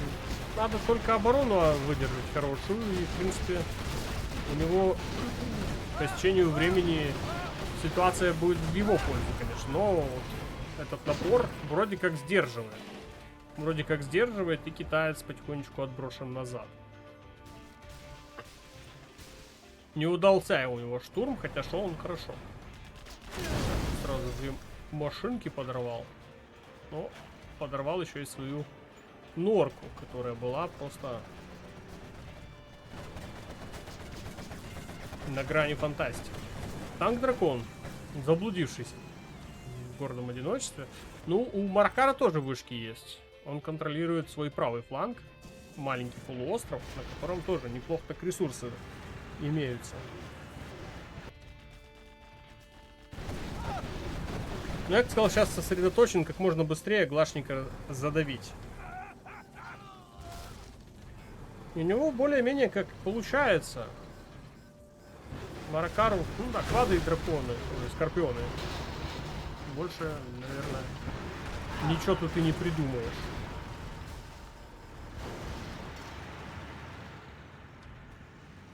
Да, Глашник все-таки занял линию обороны, и мне кажется, танк потихоньку начинает отставать, учитывая то, что у него остался всего один завод и две казармы. Тут Весь Чис- геймплей, вся игра высасывается из пальца. Чисто за счет вышедшего живет танкист. И причем Маракар отбивается, и у него группа каждый раз становится больше. Что самое интересное и самое примечательное.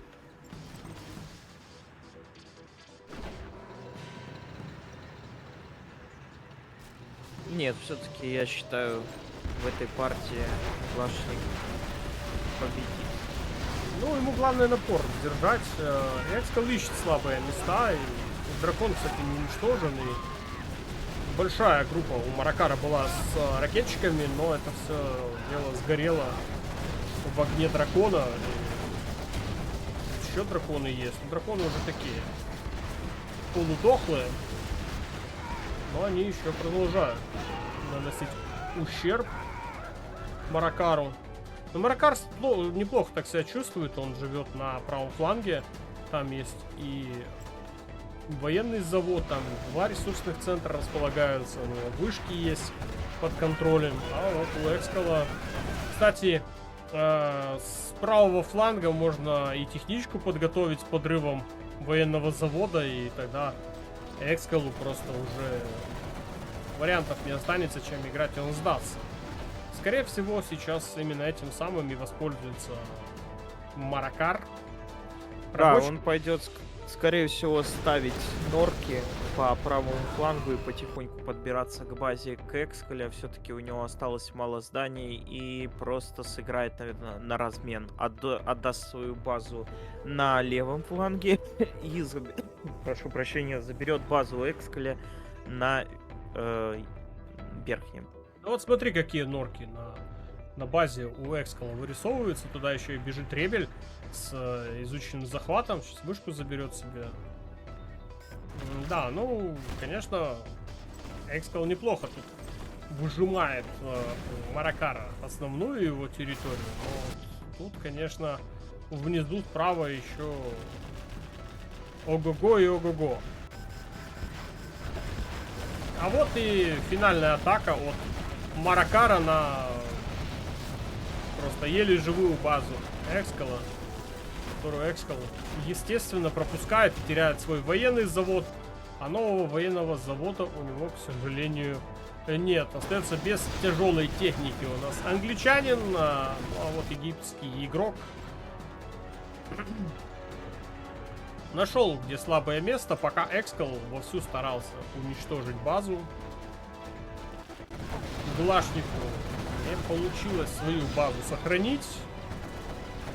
Очень хорошие были технички на старте, очень хороший был занятый бункер. И, к сожалению, для Экскала это упущенные возможности. Он и так, наверное, находился в не самой выгодной для себя ситуации, но, к сожалению, ситуация стала еще хуже. Остается только две казармы, из которых Экскал может еще производить боевые юниты. Ну а норку все-таки не сожгли. Норку не сожгли, и нора будет жить, и, скорее всего, квадами будет продолжать атаковать Маракар. А уже есть боевые автобусы, уже дворец есть. Так что это еще хуже. Один German Kill тут нужен, и все. А German Kill, в принципе... Да, Экскал сдается, даже до German Kill не стал ждать. Но и Маракар чуть-чуть подбирается ближе на одну ступеньку к англичанину. И давай смотреть следующую игру. Это у нас карта «Синяя дырка», ответная игра на счет 3. Раз. Давай. Два. 3. Поехали.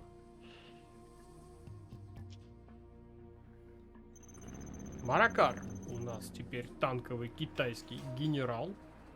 Сверху справа, снизу слева у нас Экскал. Фиолетовый цвет. Гла. Самый ванильный. Ну посмотрим, сможет ли сейчас Маракар сделать не ванильный гла, а ванильное мороженое из Экскала.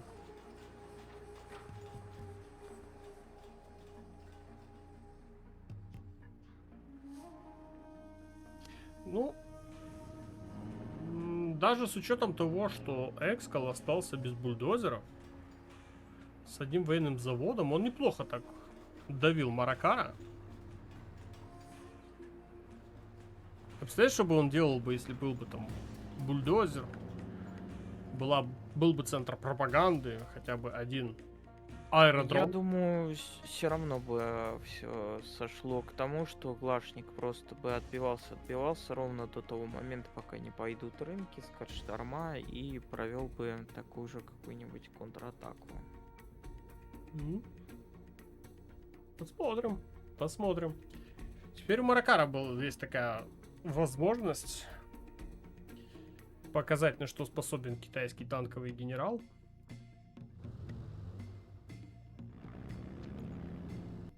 Ну, карта, да, карта с тобой согласен. Карта не в его пользу. Слишком много территорий, тяжело китайцу контролировать ее.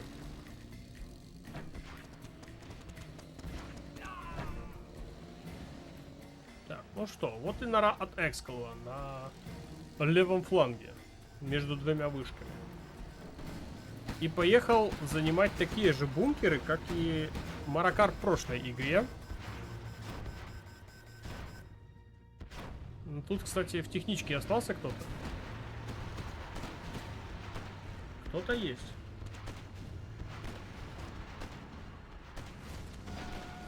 Второй военный завод. Что у нас внизу? Внизу идет сражение за правый фланг.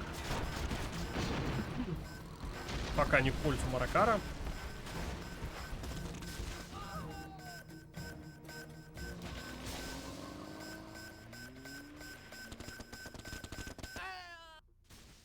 Да, и Маракар проигрывает, конечно же, все эти позиции.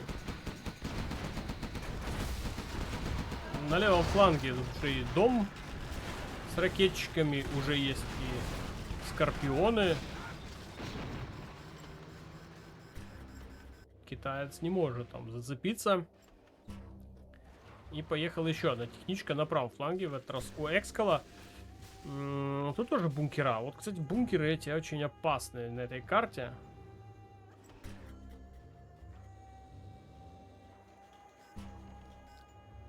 Но Маракар переходит до добычи ресурсов в центр. Еще третий военный завод у нас от египтянина. Но если китайцу дать больших ресурсов, он может и горы свернуть. Это если дать.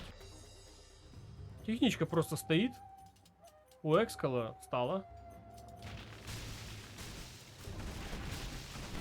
Танки, драконы с одним аванпостом у нас движется. С центра влево. Так, ну,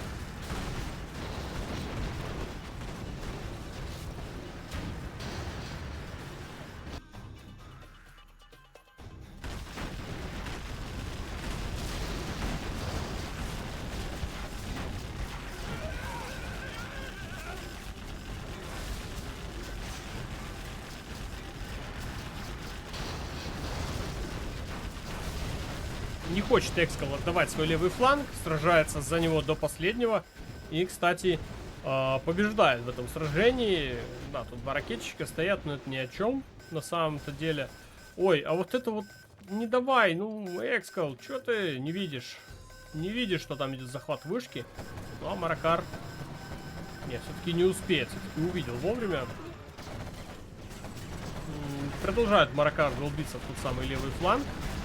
Не хочет он его просто так отдавать. Да, двигаются всевозможные танки, драконы. Справа, слева, снизу. Везде. Дом занят ракетчиками. И ракетчики достреливают аж до норы. Опять проигрывает сражение за левый фланг Маракар. Опять возвращается обратно. Слишком много там уже скрапов. Танки, скорпионы держит свою оборону. Ну, Глашников внизу все хорошо. Вышки захватил. Территорию внизу контролирует. Слева тоже, кстати, неплохо себя чувствует. Ну, в общем, да, считается сложнее ситуация намного. Ой, домик падает. Ёп. и раздавил своим весом квады, которые там были на стороже. Вот этой вот. Всего 2 квада. Да. Но тоже неприятно, они оборону держали. И эта коварная башня упала. И вышка осталась голенькая. Сейчас подбежит, наверное, или черная лотос с перехватом.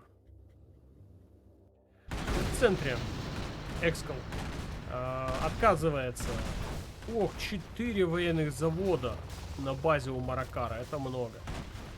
И китаец имеет под своим контролем и вышки, и добычу с коробок. Ну, в общем, все нормально.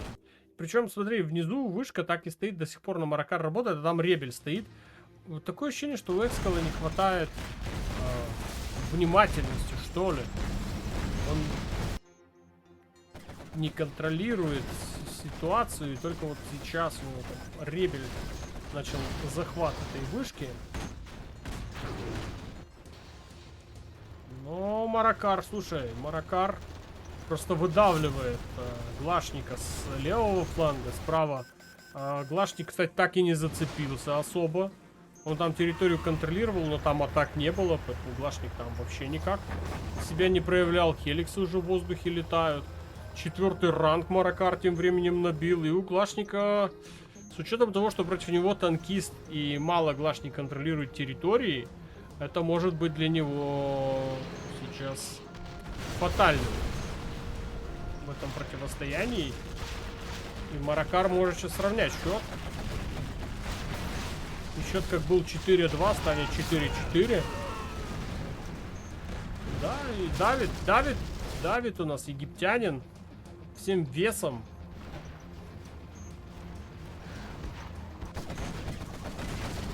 И Экскал как будто какой-то расконцентрированный. То есть он как-то все время все контролировал, все везде успевал, а тут прям видно, что он вышку эту оставил, там Ребель стоял, просто захват 100% был изучен, но почему-то Экскала не хватило внимания для того, чтобы осуществить тот самый перехват.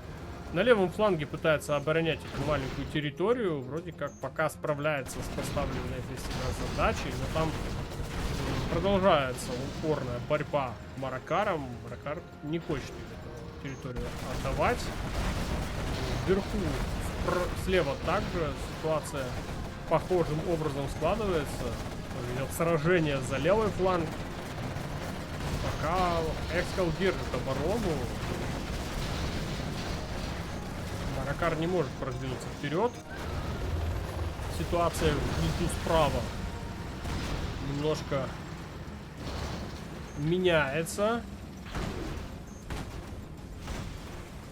Маракар начинает продавливать.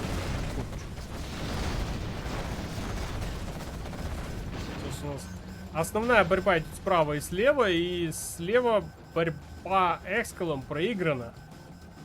И вперед поехал Маракар. Добирается до чужого ресурсного центра. Там нора только что отстроенная, свеженькая.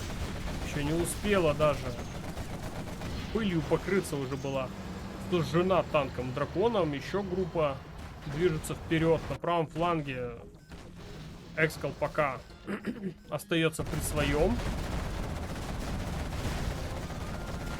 Довольно немаленькая такая группа квадов обороняет левый фланг. Злые толпы уже вовсю бегают от Экскала, но злые толпы сжигаются. Сжигаются злосчастным танком дракона.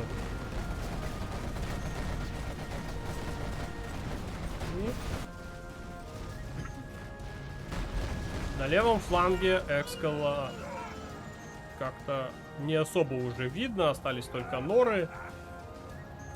Командный центр, 5-й ранг уже у обоих игроков имеется. Полетела токсиновая бомба. Не долетает. В ответ ковровая бомбардировочка. И не успевает Экскал в норку завести. Рама. Плюс еще и Эми-бомба была сброшена по основной базе. И понеслась моча по трубам для Экскала. Конечно, к сожалению, Всё. он не сможет сдержать такой огромный натиск. Там 4 военных завода было на момент, когда мы смотрели. Есть всевозможные центры пропаганды, есть аэродромы, все, что надо китайцу для победы, у него уже имеется. Да еще и вышки вдобавок, и ресурсы, все абсолютно имеет.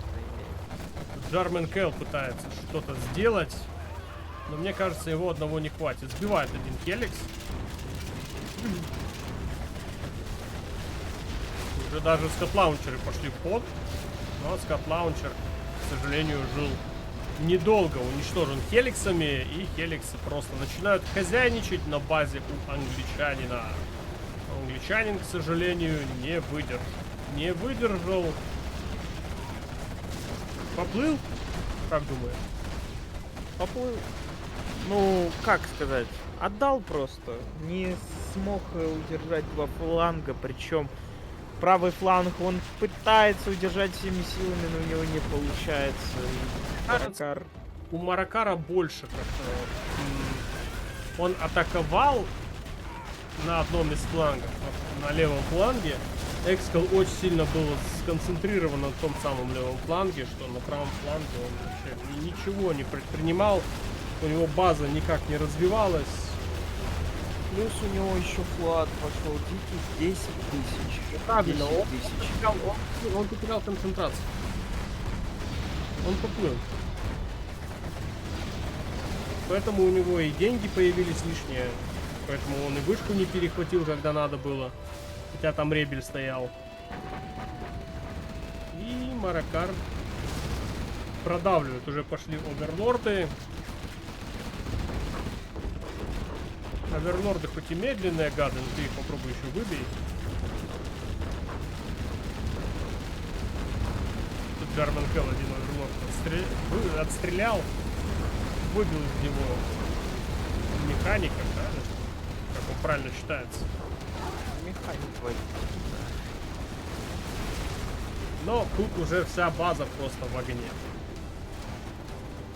Не получилось. Сразу 2 балла отдает у нас Экскал.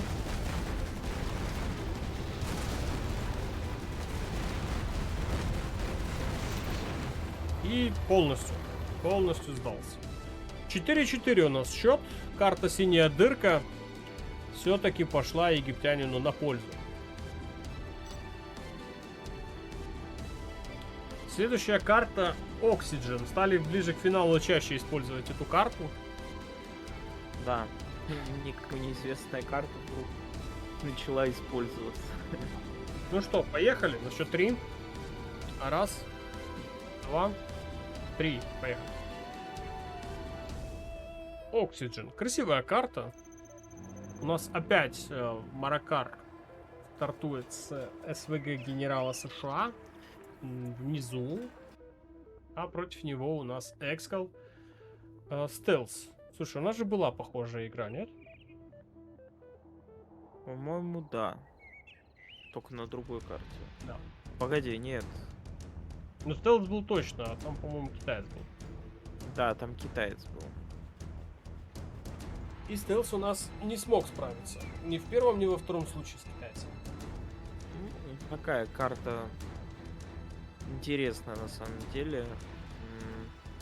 Я даже думаю просто на банкировочку бы на этой карте в основном играть. Закрыл все проходы и выходишь во вторичку.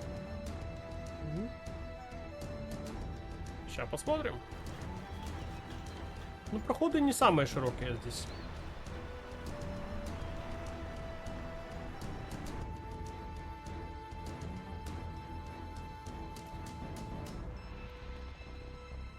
Мы видели, по-моему, противостояние американцев с китайцами на этих картах. Какие? Непонятные. Какие-то Тимстеп против Маракара играл на этой карте. тяжелые были противостояния, непонятные.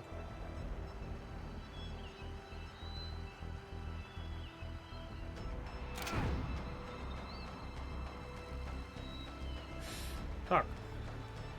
Что-то мне не нравится, как выглядит Маракар. Что он ни вышки не смог захватить, ничего не получилось сделать. У него уже потихонечку... Вкус победы пошел. Да, он уже расслабился сейчас. Вполне себе такое возможно. чаек хлебнуть, потому что горло пересохло.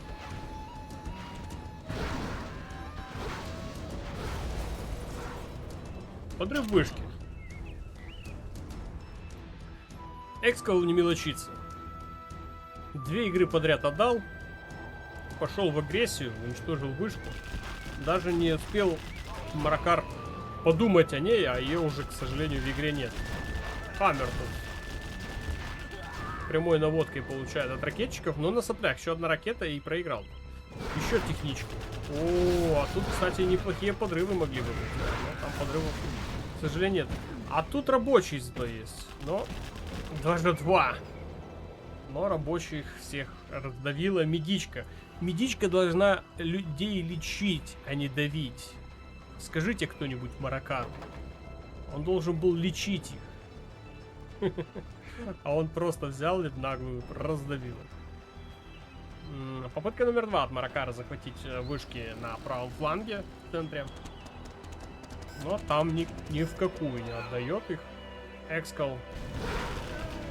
На левом фланге есть Нора, но Нору сейчас Хаммеры должны с ней разобраться. Вряд ли оттуда будет выводить Экскал каких-то юнитов, потому что она находится под прямой атакой. Кстати, кто на стриме в Ютубе? Нормальное качество трансляции? Попытка была подорвать казарму. Очень неуспешно.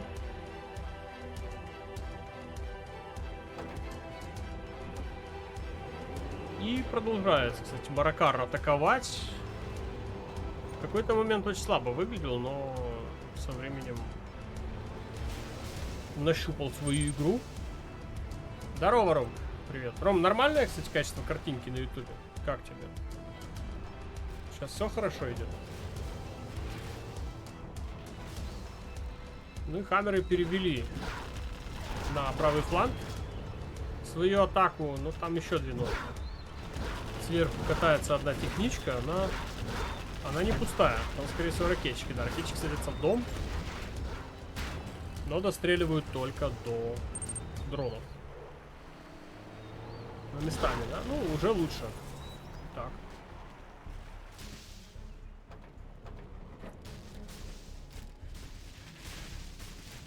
Технички кто-то есть? Нет, это уже техничка пустая. Появился стратегический центр. А, кстати, можно же поставить сейчас аэродром египтянину и сделать альфа-авроры, которые очень будут полезны в этой игре. Кстати, по-моему, правилами не указано, да, какое количество альфа-аврор можно иметь. Сколько хочешь, столько и делай. Сколько влезет.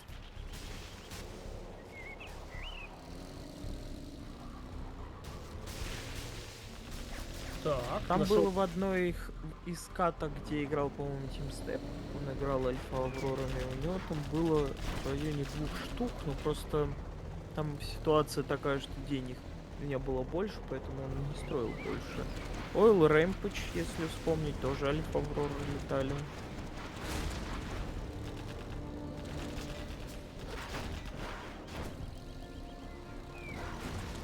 Но прямых правил не было указано, что там нельзя иметь больше там 1-2 альфа-аврор. Это такой интересный момент. Так что, возможно, Маракар сейчас и сделает. Но главное, были бы деньги на это все дело. Очень много техничек. Все катаются по базе Маракара, и Маракар теряет Хаммер за Хаммером. Технички неплохо так прессуют, даже не успевает Маракар их садить в них ракетчиков и сдается. Так вот, такие дела. Счет становится 5-4 в пользу Экскала.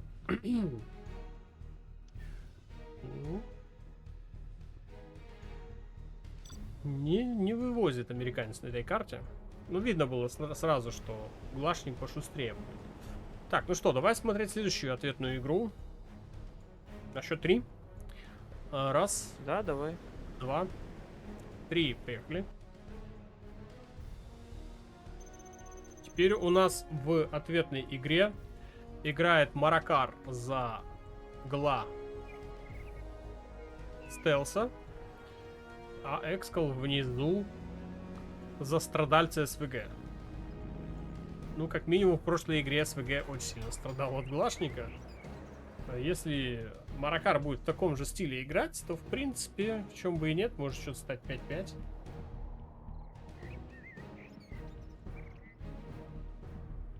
Ну, как сказать, скорее всего, да. Но я думаю, все-таки американец посильнее будет в этом противостоянии. Посмотрим, что придумает Экскал за американца такого экстраординарного. А пока что единственная логика, вот, не знаю, поставить, допустим, 2 патриота по флангам, 1 патриот по центру и попробовать выйти вторичку. Как будто карта к этому располагает, что и делает Экскаль, кстати. Ну, на Он правом уже фланге начинает... Да, он Налево. уже начинает строить патриот. пока не видно. Ну вот, кстати, защищает тот самый фланг, где находится вышка. Вышка ему нужна. Он просто помнит, как он играл в прошлой игре, как быстро он подорвал вышку эту Маракару. Маракар даже не успел понять, что у него там вышка находится где-то в углу, а ее уже не было. Поэтому, чтобы предотвратить такой быстрый подрыв, правильно делает, что ставит туда патриот. А вот и подрыв, но подрыв своим ходом, кстати, некому остановить. И находит сразу цели для себя. Это ресурсный центр и электростанция. Ой, побежал в сторону бульдозера. И неужели решил сейчас забрать бульдозер? Ну, зря туда побежал, надо было подрывать все-таки ресурсник. Но задумка была хорошая. Реализация, как всегда, подвелась. Но бульдозер все-таки со второй попытки, но уничтожает. Второй бульдозер. Второй бульдозер. Второй бульдозер тоже Экскал теряет. Но Экскал остался играть с тем, что есть. Еще и электростанцию пытаются его уничтожить, но в этот раз уже не получится. Зато техничка наелась. Получила скрач. Техничка отъелась. Да. Еще техничка. Еще подрыв. Еще подрыв. Ну, это, кстати, может быть и не подрыв. Прям как будто Экскал немножко подсдал. Чувствуется, может, либо знаешь, усталость, либо что-то случилось. Сколько лет быть на вершине этой пищевой цепи. Да, может у них там все договорено, они там это между собой бабки поделили. Такой, давай-ка красиво сделаем. Но победит кто-то из нас в камень, ножницы, бумага. Ну, может быть, что. Все возможно в этой жизни. Я думаю, вряд ли. Просто, знаешь, он, считай, с 2010-х годов играет в генерала. Скорее всего, что человеку уже лет 30, а может даже больше. Мы же не знаем, на самом деле, сколько ему там лет. Но раз с 2010 года по сегодняшний день, это, извини меня, уже прошло 14 лет. Даже если ему сейчас 30-35 лет, он последние лет 5 по факту доминировал в этих всех ваших генералах, как говорится, да. И может быть усталость какая-то все-таки имеется. Держать эту форму столько лет кряду, ну, невозможно. Все-таки и рефлексы уже могут быть где-то местами не те, где-то местами уже нервы сдают. В таком напряженном стиле играть постоянно. Все возможно в этой жизни, знаешь. Ну и возможно, что из-за этого уже и появляются ошибки. Хаммеры уже тут неплохо так крошат базу Маракару. Маракар что ли, опять 2 игры подряд отдаст? Получается, да. Ну, пока не видно, за счет чего Маракар смог бы отбить эту атаку.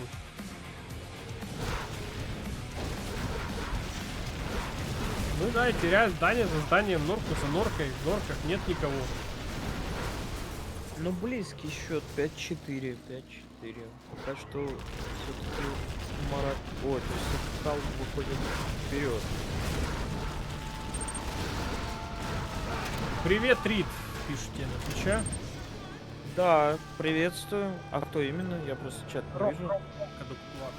А, и приветствую, конечно. Такой смешной пару дней назад закидывает мне видео на немецком. И говорит, что-то я не могу ничего понять. Я тоже включил это видео, я тоже на немецком ничего не понимаю. Так там это, переводчик же можно подключить на ютубе, субтитров. Мне так лень было читать, если честно. Я нашел переводчик голосовой как расширение, то есть он может переводить и зачитывать текст на русском.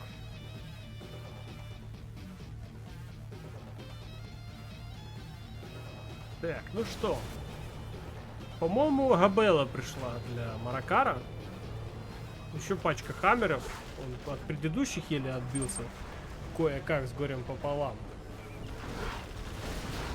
Ну вот мы сегодня с Ридиком говорили, чтобы я на нескольких языках подряд разговаривал. Да, мы хотим, у нас инновационная такая идея, подключить текст, который будет при комментариях писать, допустим, на том же английском языке. То есть он переводить с русского будет на английский и писать как бы субтитры.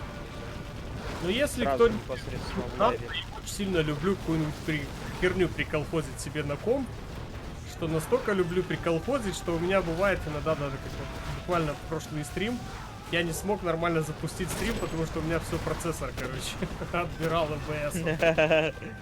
Вот настолько я люблю колхозить какую-нибудь херню. Вот настолько я вот это вот все дело прямо обожаю. Поэтому сейчас еще приколхозю какой-нибудь переводчик, который опять сожрет на 100%. Придется в следующий раз винду. Да нормально. Нет, не сожрет он 100%. Найдем какой-нибудь официальный через Steam. 100% работающий. Посмотрим, короче. Сделаем как-нибудь. Там, кстати, сегодня предложение поступило. Постримить для вас турнир по контре. Я еще, конечно, ничего не ответил. Я потом, наверное, зайду, пообщаюсь лично в голосовом чате с человечком. Пообсуждаем что-то как. Я, правда, с контрой как-то не особо. Ну, посмотрим, короче, как оно пойдет. Надеюсь, не будет так, как сейчас дела у Маракара. Дела у Маракара тут хреновастенькие, на самом-то деле. Экскал доминирует. Катком проехали по базе. Ну, просто катком проехали. Надеюсь, у меня получше будет с контрой. Да, ну, проблема... Уже, кстати, рокетбаги есть. Ну, рокетбаги-то есть, но... А, бульдозеров нет. Я забыл, что бульдозеров. Да. Остался без них. Ну вот Ридика и возьмем на пару. Антон, будем для вас. Ну, я, честно, на днях заходил поиграть в контру и понял, что... Ничего не понял. Да, я вообще потерялся. Я даже забыл, как в генералы играть, то есть как рабочих расставлять и все прочее. То есть настолько в последнее время вот я играл активно в ПОХ, настолько я что-то к ПОХу привык, что для меня вообще играть в генералы было максимально непривычно. Ну чё, главное от тебя знание, конечно. Вдвоем там... Учитывая, что в контре 0.09 до Контр X поменялось очень-очень много, я вообще не узнаю этот мод совершенно. То есть банальный пример был у нас, там бульдозер можно было сделать загла, который едет и уничтожает здание. Раньше делали, в 0.07, в 9 вроде как работало. В Иксе я сделал бульдозер и понял, что у меня тупо один ракетчик этот бульдозер выносит, и я вообще не понимаю, что с ним делать. То же самое и с юнит. Группа из 3 ракетчиков уничтожила мою пачку танков. Я сижу вот так вот, голову чешу, либо со мной что-то не так, либо с этим модом как-то он не в ту сторону свернул. Ну что могу сказать? Походу, конечная все-таки Маракару пробралась на Да, базу. пошли снайперы. И рокетбаги, походу, сейчас уже не спасут. К сожалению. Для Маракара, но можно так сказать, что констатируем факт. Слушай, Стрикой Ребель прибежал, но что он будет захватывать? Он свое-то не захватил, он чужое будет перехватывать. Ну, это разве что чисто Экскалу поднасрать. Что-то Экскал туда, кстати, не стал пробираться. Там левый фланг... Да решил все-таки перегруппировать войска и попробовать, Он больше группы хочет сделать. да, чтоб наверняка. И, возможно, и прав. Там еще хаммеры подъезжают. А рокетбаги тем временем отвлеклись на башню. И норки выбивают капитально. Есть снайпера. А там Джерман Келл в боевом автобусе. Это он прям резво так отстрелил всех ракетчиков. Так, ну и у Экскала идет атака, но очень такая, знаешь, туго. Много хаммеров потеряно. Рокетбаги там вовсю выносят их.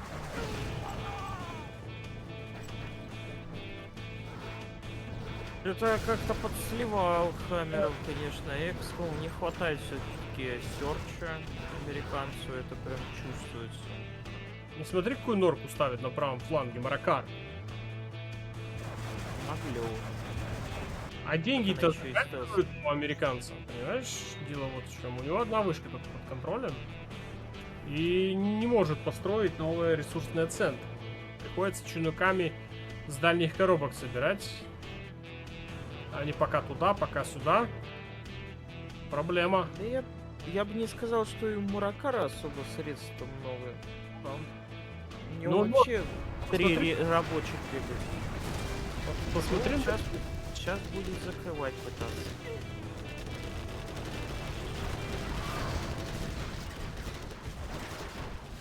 Но у Экскала-то денег нет. Смотри, из какого положения он сейчас делает контратаку, и хаммеры пытаются догонять эти рокетбаги. Шо ж там догоняют. Big Size, по-моему, играет с лифтраком, тоже вот в похожей ситуации. Или не? В четвертьфинале, по-моему. Ой-ой-ой-ой, казарма уничтожается. Ну все, это ГГ для американцев. Между прочим. Американец без казармы, конечно, это ой. Ну смотри, он уезжает себе обратно. Терял, Но он конечно, далеко не уедет. хитбаги, Кстати, но везде в зданиях сидит Экскал. боевой автобус уничтожает вышку, ему никто не помешает эту вышку уничтожить. Да, ему никто не помешает. Тоу надо выучить бы. Ну, на соплях тоже, хоть Экскал и давил, но тоже на соплях живет. Сейчас еще, если останется, не дай бог, без военного завода, а ему-то всего Маракару надо, чтобы оставить Экскала без техники, потому что новых ракетчиков уже не будет. Если Экскал потеряет то, что имеет, а мы видели, он умеет их терять, ситуация может быть вообще не в его пользу. Ждем, сейчас он выучит Тоу и, скорее всего, пойдет вот так. Да, А, выучил так. Тоу. Вот так. Ну, я так понимаю, Экскал... Выбрал чинуков. Да, выбрал чинуки, чтобы у него все отвлекалось на них. Да, хаммеры прям отлетают от рокетбаги, дай бог. Дворец отвлекается на чинуки. И сейчас будет пытаться дворец уничтожить. Дворец, ну, потихоньку выбивается. Есть один боевой автобус. Опа. Ух ты, И прорывается. прорывается прям активно. Тоже Там есть Джарман Кэл. автобус. Джарман Кэл с боевого автобуса настреливает. И группа Экскала, к сожалению, не вывозит. Ну, красиво шел. Далеко пробился, но Маракар выживает. Маракар выживает, и рокетбаги, кстати, с минимальными потерями, но остаются в игре. Так, ну и поехал боевой автобус с Джарман Келлом. просто достреливать оставших. Ой-ой-ой-ой-ой, а ранг-то получил у нас Маракар, поставил каркас командного центра и, по всей видимости, взял кэш-баунти. Экскал И сдается. сдается. Мы победили. Маракар отмучил эту победу, но он ее заслужил. Хороший был проход по бульдозерам со старта. Но и Экскал, конечно. Мне кажется, надо было правый фланг дожимать. Ну и правый, левый фланг и правый. Я все время их путаю, правый и левый эти фланги. Все время меня тянет на правый фланг. Так, ну что, счет 5-5. 5-5. Следующая карта у нас какая? Акас Magic. Это а-ля дотовская вот эта карта.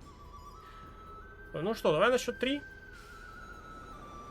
Давай. Раз, два, три, поехали. Так, и у нас противостояние двух генералов на карте Дота. Да. Даже смешно звучит. Маракар у нас внизу стартует за ванильного гла. США ВВС. США ВВС. Ну.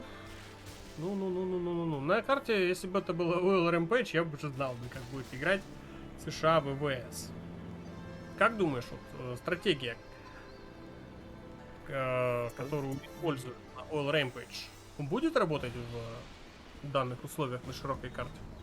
На Oil Rampage много вышек, поэтому изначально там немножко завывается другая стратегия. Но я думаю, тут стратегия скорее подойдет в два филда, возможно.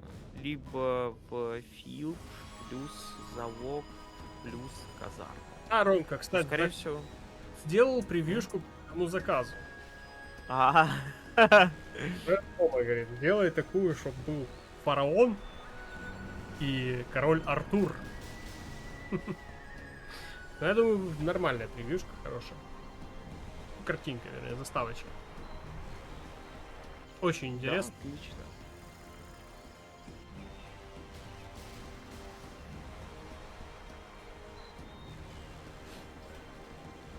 Я думаю, Экскал будет использовать такую тактику, как на карте Oil Rampage. Поехала техничка вперед. От Маракара. Йоу. Это подрыв электростанции. Ёп. Посмотри, куда пробежал рабочий. Где находится ракетчик. И рабочий ставит норм. Ой-ой-ой-ой-ой-ой-ой, опасненько. Но как бы ВВС. У него тут Раптор летает, который уничтожает все ракеты. Вот так-то Но оно. Норка все-таки. Норка Смотри. все-таки не будет достроить. Норк это в центре находится. И уже поехали квады. А квады-то будут сейчас делать бубо рапторов. Камеры не... Квады-то не простые, а квады-то золотые. Да, и ракетчики прибегают сюда на помощь к квадам. И Норка, смотри куда. Просто в наглую. Пытается чинуками. По-другому, ну никак. А Норку не успеет достроить. Камеры не дадут. Не получается. Не получается, а здесь каркас НР остается. И не стал его убивать Экскал. Ну, чтобы это не было ошибкой.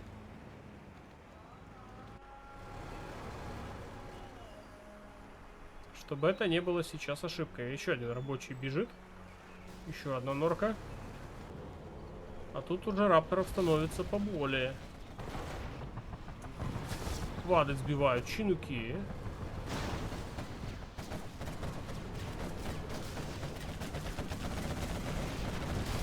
Да, и будут закрываться. Ой-ой-ой, 3 раптора в один квад. Надо как-то было, что ли, развести. Не развел их, Экскал. Еще Да, не развел. Ну, а квадов становится много. Хаммеры уже начинают не справляться. 3 ресурсных центра сейчас играет Маракар, 2 военных завода, и все прям... Все, что оттуда выходит, все в норм.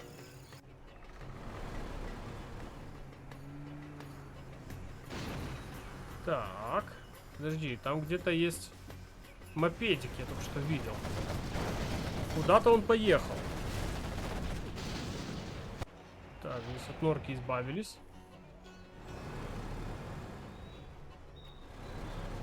Ну, там еще 2 норки есть, и одна из них даже скрытая. А Маракар потихоньку, не спеша, вот, забрал себе вышки. Пока Экскал пытается отбиваться. И Хаммеры отвлекаются в центре, и посмотри, куда едут квады. Квады едут на левый фланг. И зажимает его Маракар. С 2 сторон?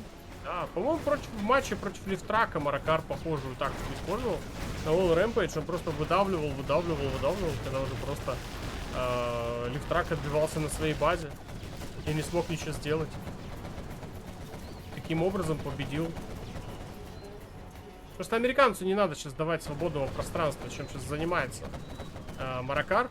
Он не дает ему пространства, где развернуться. Со всех сторон идет атака. Добыча ресурсов временно у Экскала не производится. Вышки Экскал не захватил. Он не смог их просто захватить. Ему просто не дал Маракар выйти из своей базы. Так там еще подходит новая пачка войск. Он просто в какой-то момент не выдержит. Ты посмотри.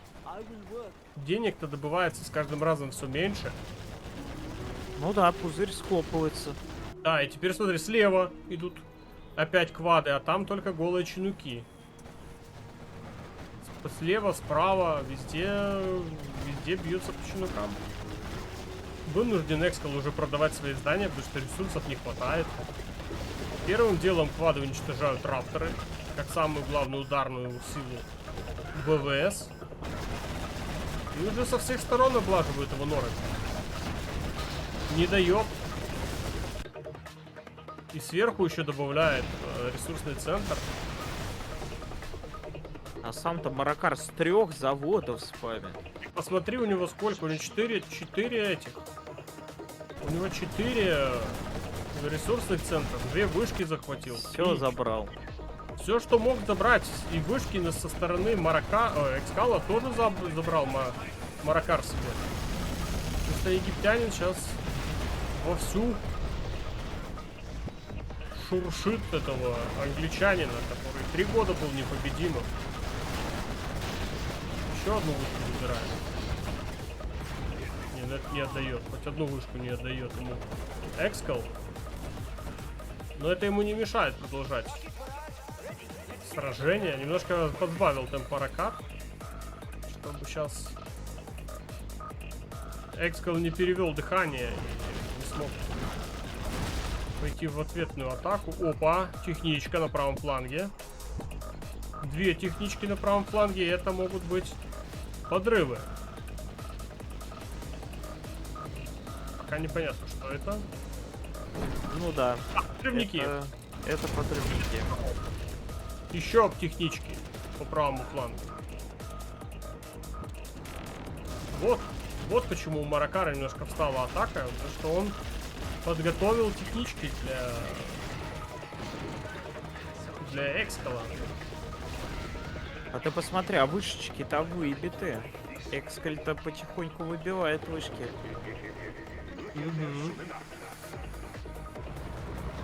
Но проблема в том, что военного завода сейчас нет. Это единственный Хаммер, который может играть Экскал. Ну да, с военным заводом проблемки. И денег не хватает на новый военный завод. Вот только сейчас скопил и поставил. Стали квады. И опять по чинукам идет атака. Денег вообще катастрофа. Экскал все живет на сухарях. 5-й ресурс. При этом у него он копит пачку, у него получается копить пачку. 5-й ресурсный центр сейчас есть у Маракара. хорошую тактику выбрал Маракар против ВВС. Просто зажимает его на своей базе, не дает ему выйти. И уже подвел сюда рокетбаги, чтобы с хаммером справляться. Но самое главное, эта тактика приносит плоды. Работает. И хаммеры просто крошатся сейчас в мясной салат. И из норы в норку.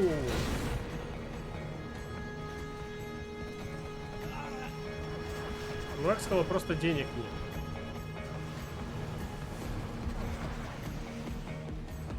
Четыре норы в центре. От Маракара душат. Душат и еще раз душат. Четвертый ранг уже у Экскала. Новую казарму поставил.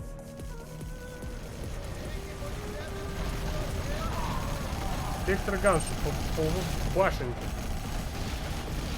Да, у Маракара денег до хрена. Ему надо сейчас, наверное, еще один военный завод добавлять. Ой-ой-ой-ой. Ух ты. И уже множество рокетбаги появляются. Сейчас будет их миксовать с сквадами. Больше, в принципе, ничего ему и не Нет, ну тут Маракар, конечно, выигрышную тактику выбрал. Просто не дает ВВСнику вообще продыху, постоянно атакует, со всех сторон зажимает. надо. Интересно, вот нас ждет еще ответная игра. Да, вот как играть будет XK, вот это вот хороший вопрос. Маракар-то вытянет. Не Просто скоро коробочки на базе у Экскала закончатся, и все, это конечно. Уже заканчиваются коробочки. И что будет дальше делать, непонятно. Ну, скорее всего, с 20. Ну а Маракар, конечно, красавчик. Смотри, где у него. У него база просто 3 военных завода и все вокруг одной норки. Все туда. Да, издает. Еще спамить не всегда. Так, ну что, счет у нас тем временем Маракар выводит в свою пользу. Впервые в этой встрече Маракар у нас начинает лидировать. Ну давай смотреть следующую игру. Теперь Маракар у нас будет за США ВВС. И как будет теперь Экскал играть в такой ситуации? Видим, Маракар нашел выход из положения. Как можно обыгрывать. Ну что, следующая карта. На счет 3. Раз, Давай. 2, 3. Поехали. Маракар теперь ВВС. Экскал Гла. Жаркое противостояние. Такое жаркое, горячее. Мне тут жарко самому, блин. Открытым окном сижу. Как это? Вулканически активное.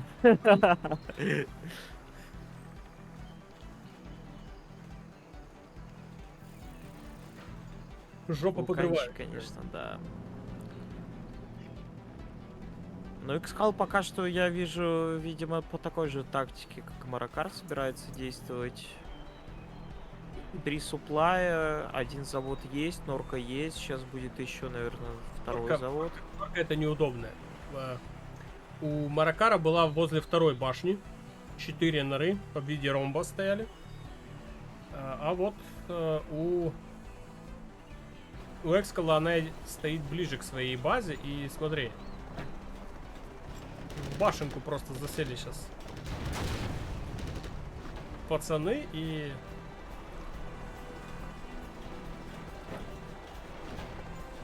Не, нору все-таки достроили. Да. И садится ракетчик. Сейчас второй ракетчик добежит до второй норы.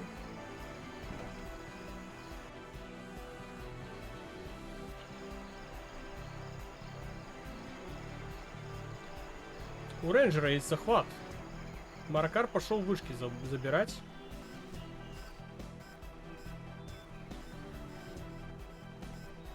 Так. Есть Ой, уже ловится техничка. рапторы уже есть в воздухе. И это не похоже на предыдущую игру от Маракара. Здесь чуть-чуть Экскал отстает. И дает, кстати, Маракару захватить вышки, что вообще катастрофически нельзя давать американцу, особенно на Айре. Эта карта большая, понимаешь? Глашник... Глашник нет. Глашник в этот раз не тянет. Это не тот глашник от Маракара, который мы видели несколькими мгновениями до этого. Так, техничка. С чем эта техничка? Рапторы ловить. Разведка. Да. Просто. Она хотела, наверное, словить раптора, которые разряженные были. Но не удалось. Там рапторы все-таки были со своим зарядом. Так. Рановато, как по мне, Экскал уходит в 4-й ресурсный центр. Одну вышку уже уничтожили Маракару, вторая еще стоит не захваченная. Ой, ну да, тут, конечно... Маракар погнал выбивать норки Глашнику, и, по-моему, Глашник не успел. Вот... Неизвестно, вот мне надо было поинтересоваться у Маракара, сколько ему лет. И сколько лет Экскалу. Просто что... Маракар, кстати, по-моему, студент. Ему не особо много лет, по-моему, около 20. Ну вот. Молодость, видишь как? Хитростью в прошлый раз выжил победу. Ну так-то и Вивид в прошлом году в финале участвовал, ему, по-моему, вообще 19. Ну да, он студент, он в этом же году не участвовал. Я спрашивал у МП3, почему Вивида нет. Вивид у нас студент, и он сейчас вовсю зациклен на учебе. Поэтому он в этом году не выступает. Может быть, на следующий год. Так, ну, в этой игре, в отличие от предыдущей, Маракар использует ракетчиков и тем самым не дает квадам много территорий, а рапторы летают и выбивают норки вокруг себя. Тут чуть-чуть ситуация другая. Хотя пытается Экскал со всех сторон окружить Маракара, но есть стратегический центр. А что такое стратегический центр? Это ковровая бомбардировка. И она как раз таки полетела. Интересно, куда? На основную базу. Да, на завод. Вот Но чего... не выбил ни завод, ничего. И полетели рапторы добивать военный завод. Они его добьют. Кстати, можно и второй добить. По второму от. Вторую казарму. Да. Не подсказывай. Конечно, не подсказывай. И обрати внимание, Экскал свои вышки не забирал.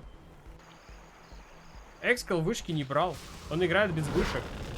По-моему, он вообще первый раз такое решение, что играть на этой карте. Так чисто взгляд кинул. Ну, кстати, а по картам, кто эту карту брал? Не Маракар? Эту карту Маракар брал. Предыдущая же карта у нас Экскале была. Ну да, в принципе. И что-то Маракар прям походу идет на вторую свою победу к ряду. В центре пытается Экскал атаковать, но... Да, до 8 побед у нас игра. Камеры просто сейчас крошат базу Экскала в тылам.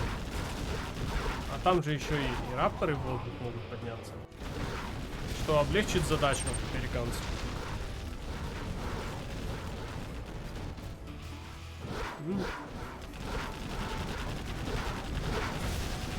Но мне кажется, все-таки, наверное, возраст. У Экскалас начинает сказываться. Мы победили. Да, Маракар забирает еще одну игру. Я думаю, у него не то, что возраст, а просто человек генералы играет, вот банальный пример, перерыв между работой, человек хочет пообедать, и он играет в генерала и как бы обедает одновременно. Можно, возможно. Так, ну что, у нас еще есть карты, на которых будут играть игроки. Следующая карта Damned Coral. Если я правильно прочитал. Это у нас теперь выбор Экскала. Ну что, поехали. На счет 3. Погнали. Раз, два, три. Кто там? Кто за кого будет играть? Опять ванильный китаец Маракар. и ядерный китаец Экскал. Ну, тут, конечно, Ну, в пользу Маракара. да. И явно.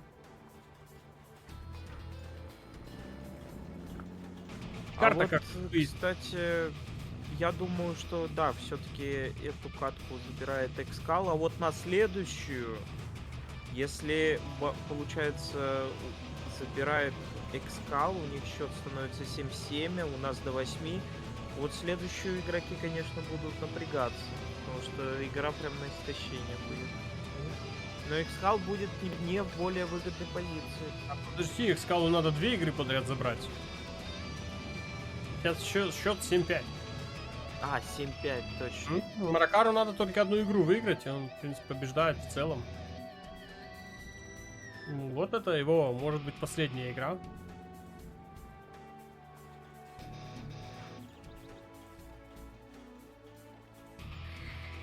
Ну, посмотрим. Сможет ли Экскал дать молодому египтянину бой? Там новая школа против старой школы, да? Ну, по факту там одна и та же школа пошла. Ну, типа, Маракар ничего сверхъестественного не делает. Он играет на контроль, играет на скорость и старается как можно быстрее завершить игру. Ну, это можно сказать, что ученик играет против ученика. Я, насколько читал, что Маракар очень много игр провел с Экскалом, где Экскал ему объяснял, что, где, как, почему, как играть, что делать, что строить. То есть, может быть, сейчас Экскал вырос. Ну, недаром, да. Ну, недаром они в одном плане, как бы.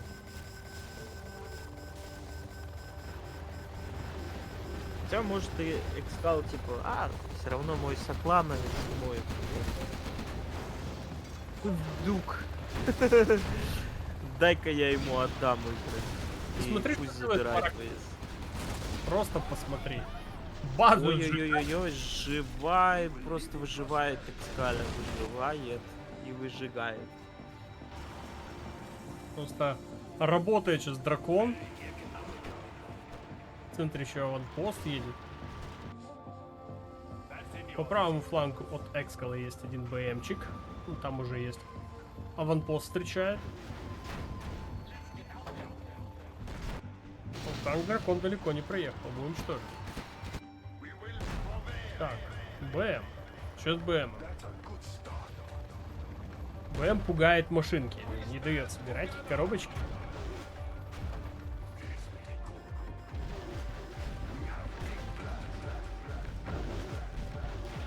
Аванпост на правом фланге.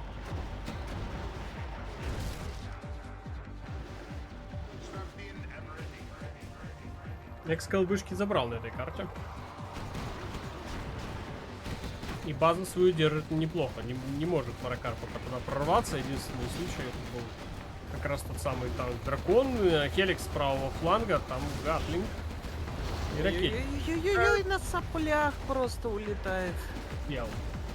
Да тоненько, да тоненько. Да, не может прорваться. Хоть ты убей. Да, знаешь, как-то вот по карте смотреть. Подожди, а есть бульдозеры? А есть бульдозер у Маракара. Нормально. Есть аэродром. Как-то база покрасивее выглядит все-таки у Экскала. Уже пропаганда. Кучнее она просто. Да, уже центр пропаганды строится. Танк дракон. Вышка в центре сброс. Но какое-то время она давала преимущество. Экскалу.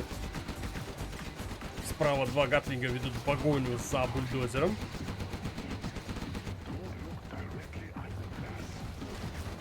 И догоняют его все-таки. Не смог он уехать. На левом фланге был бульдозер Кисыч. А и на левом фланге потерян бульдозер Маракара. К сожалению, бульдозеры свои он потерял. И остается у нас Маракар играть без бульдозеров. в условиях сложного прессинга, так как справа у него проблемы и слева у него проблемы, да и в центре тоже не особо. Есть хеликсы, может за счет хеликсов получится что-то сделать. Но надо хотя бы свою базу отбить, иначе потеря каждого здания может обернуться к рану. Маракара, потому что новых зданий не будет. Хеликс падает у египтянина и ракетчик только своим ходом. Больше никого нет. А внизу у Экскала все красиво, все хорошо, уже пошли ядерные оверлорды. Моща. Угу. Они очень быстрые. Аэродром заминирован. И кажись, сейчас он его... Ой-ой-ой, на своем же это... Мины Свои- подорвали. Так. И сдается Маракар. Дается Маракар, да. Счет становится 7-6. Охренеть. Слушай. Ну это, конечно, весело. Это, конечно, весело. У Маракара остается один шаг до победы, но он не может вырвать победу у Экскала. Давай смотреть следующую игру. На этой же карте. Если сейчас Экскал сравняет счет, а там у нас мироры пойдут. А если Да. мирор... А если мироры... Если мироры, сейчас я гляну, кто там у нас, если мироры. Так, формат.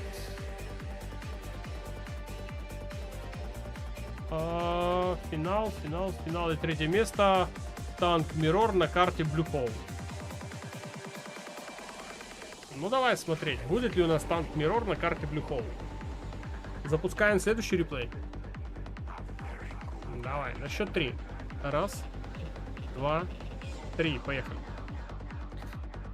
Я, конечно, дико извиняюсь, но я на автомате уже запустил. Ничего страшного. Тормозни на 3 секунды запустишь. 0.33 я остановил. Ну что, у меня 10 секунда. Для Экскала есть возможность отыграться. Правда, в неравном бою. Все-таки ядерный Да. генерал сильнее будет, Посильней. чем ванильный китаец. И сейчас у Маракара может быть последняя игра, а может быть у Экскала все-таки победа, и он переведет игру в танк Мироры на карте Blue Hole. Затаив дыхание, кто не смотрел, кстати, этот матч, можете смело затаить дыхание и наблюдать за этим действием, как Экскал будет сравнивать счет.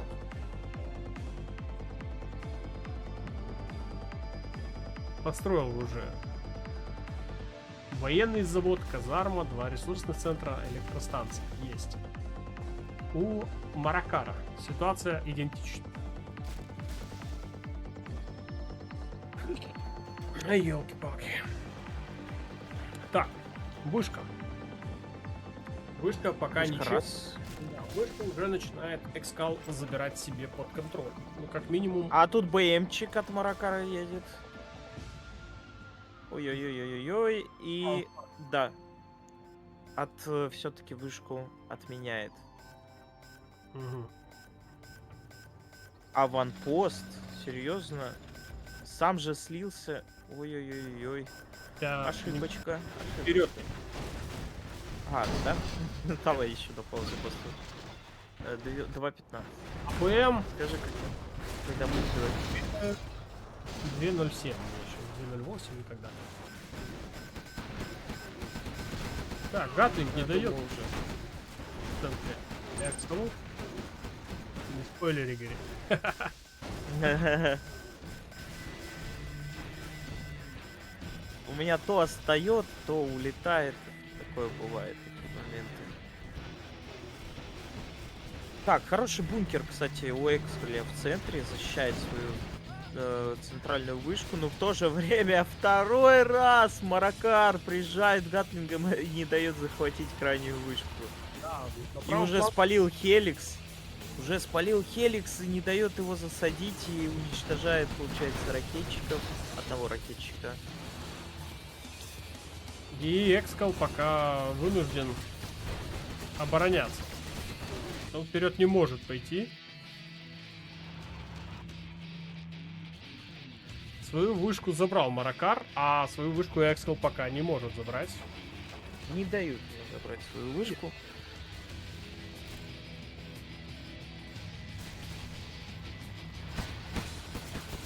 В центре два гатлинга встретились. И у Экскала он все-таки слабее. Еще один гатлинг у Экскала слева. Тех ракетчиков Так. дал. Интересно, а тут уже ЕЦМ пошли. Ой-ой-ой-ой. Маракар-то быстро хочет в Оверлорда выйти.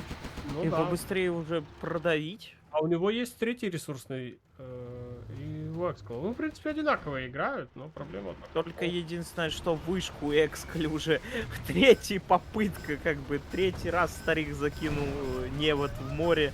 И выйдет ли золотая рыбка 1000 баксов? у Маракара уехал на левый фланг, там попытка будет поставить себе ресурсный центр. И, кстати, справа у Маракара такая же ситуация, но там только стартует с бункера. И ракетчики начинают бункера занимать. ЕЦМки от Маракара. Бункер в центре уничтожен. Мгм. И ситуация сейчас не совсем в пользу Экскала. Его прессуют с левого фланга. Справа он теряет свои хеликсы на бункере.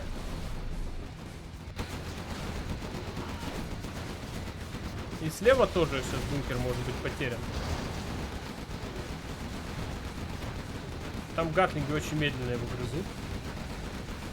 По-моему, дозер быстрее его чинит, чем грызут гатлинги.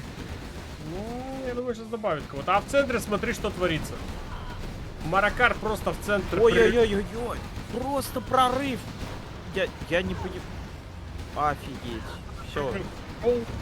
Все, это никак не закрыть уже. Тут, несмотря на то, что каленые гатлинги, они с оверлордом под пропагандой, ну, очень много делают, честно говоря.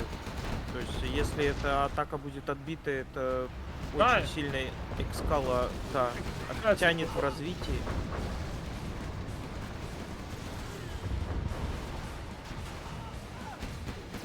Да. Блокируется завод. И новый Хеликс опять ничем не поможет Экскалу. Да, сейчас он облетает, чтобы его не поймали. Ну а что делать? Вот что ему еще делать? Да, Просто сдается Экскал. Экскал сдается. Отдает победу! Он просто отдает победу на ВС. Как я и говорил, у них все схвачено. Бабки уже поделили. И босс сейчас такой перед игрой звонит Экскаль Маракару. Ну слушай, короче, если совсем будет худо, я тебе это победу отдам. Давай бабки между собой поровну поделим. Интересно излагаешь. Ну да, поздравляю. Да. Новый чемпион. Сколько? 4 года такого не было. И на тебе вот. Египтянин. Египетский фараон победил английского короля. А все-таки Египет сила. Все-таки первая цивилизация. И видите, что сделал Маракар?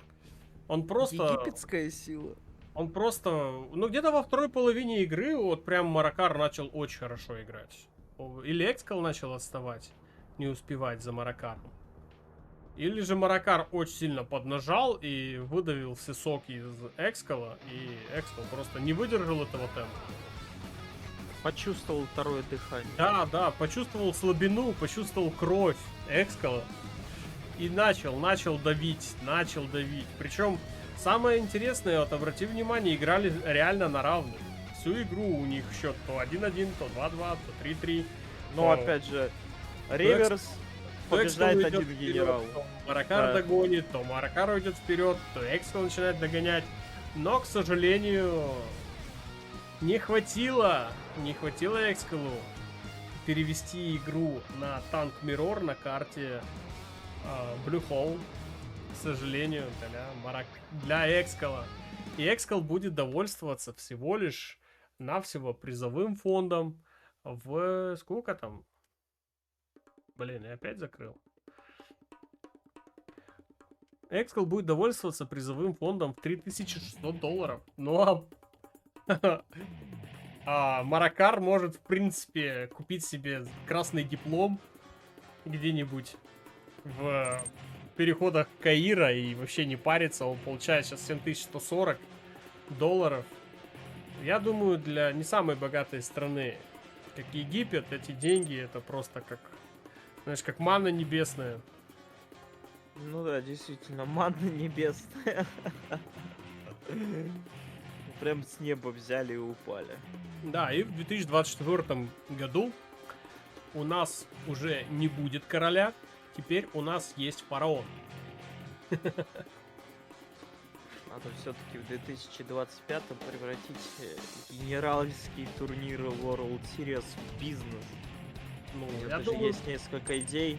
Я, наверное, целую группу людей буду тренировать специально под ВС, чтобы они представляли, да, и принесли мне эти бабки на стол. Да, мы будем делать бабки, мы будем делать деньги. ну такие вот дела.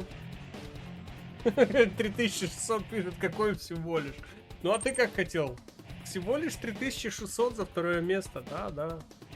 Он в прошлом году за первое место получил 2000, а в этом году за второе Да. место получил 3600, подумаешь.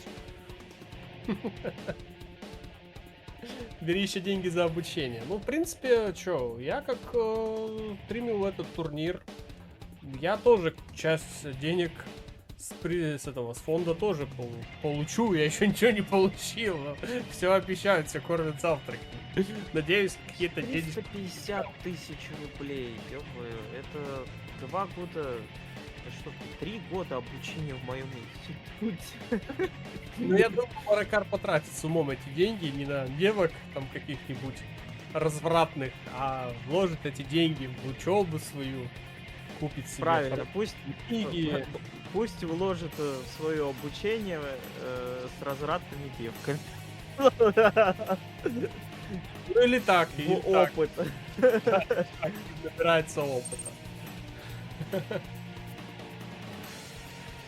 Так, ну что, как тебе финал в целом? Как тебе вообще турнир в целом?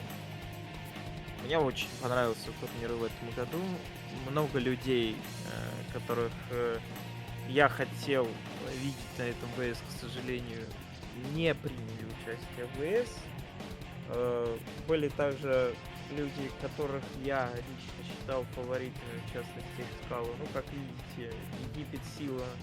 Остальные дрочилы. Да, остальные дрочилы. И опять у нас в финале выходят в основном лидеры клана ООЕ. Значит, сильный Меня клан. очень расстраивает. Значит, Надо, я тебе говорю, надо собирать full стак людей, вот человек 5 их тренировать под ВС, кого ты поставишь чтобы они... тренера? Меня, что ли? Нет, я буду тренировать лично, это будет мой проект о том, как я брал ВС в 2025 году. Или тебя брали? Или меня брали. Ай. Не, ну Да. если такие призовые, меня прям вообще вот этот призовой фонд очень сильно порадовал. Если такие призовые, то можно как бы на это и это Можно и самому времечко немножко, потратить. да, Да. посидеть, И трогаться. самому немножко посидеть чисто так, не в финал там, до 1/8 дойти и уже Давайте бабки так, залутать. 5-8 место, вот кто дошел до этих мест, получили по $400. Ну, вообще отлично. Ну, на пивко Значит, хватит. Хватит. тут Чё тебе надо для жизни? офигенски на пивко хватит. Отдохнуть, блядь. Хватит целый вечер. Тот же Лифтрак получил $800, Big Size получил $1900.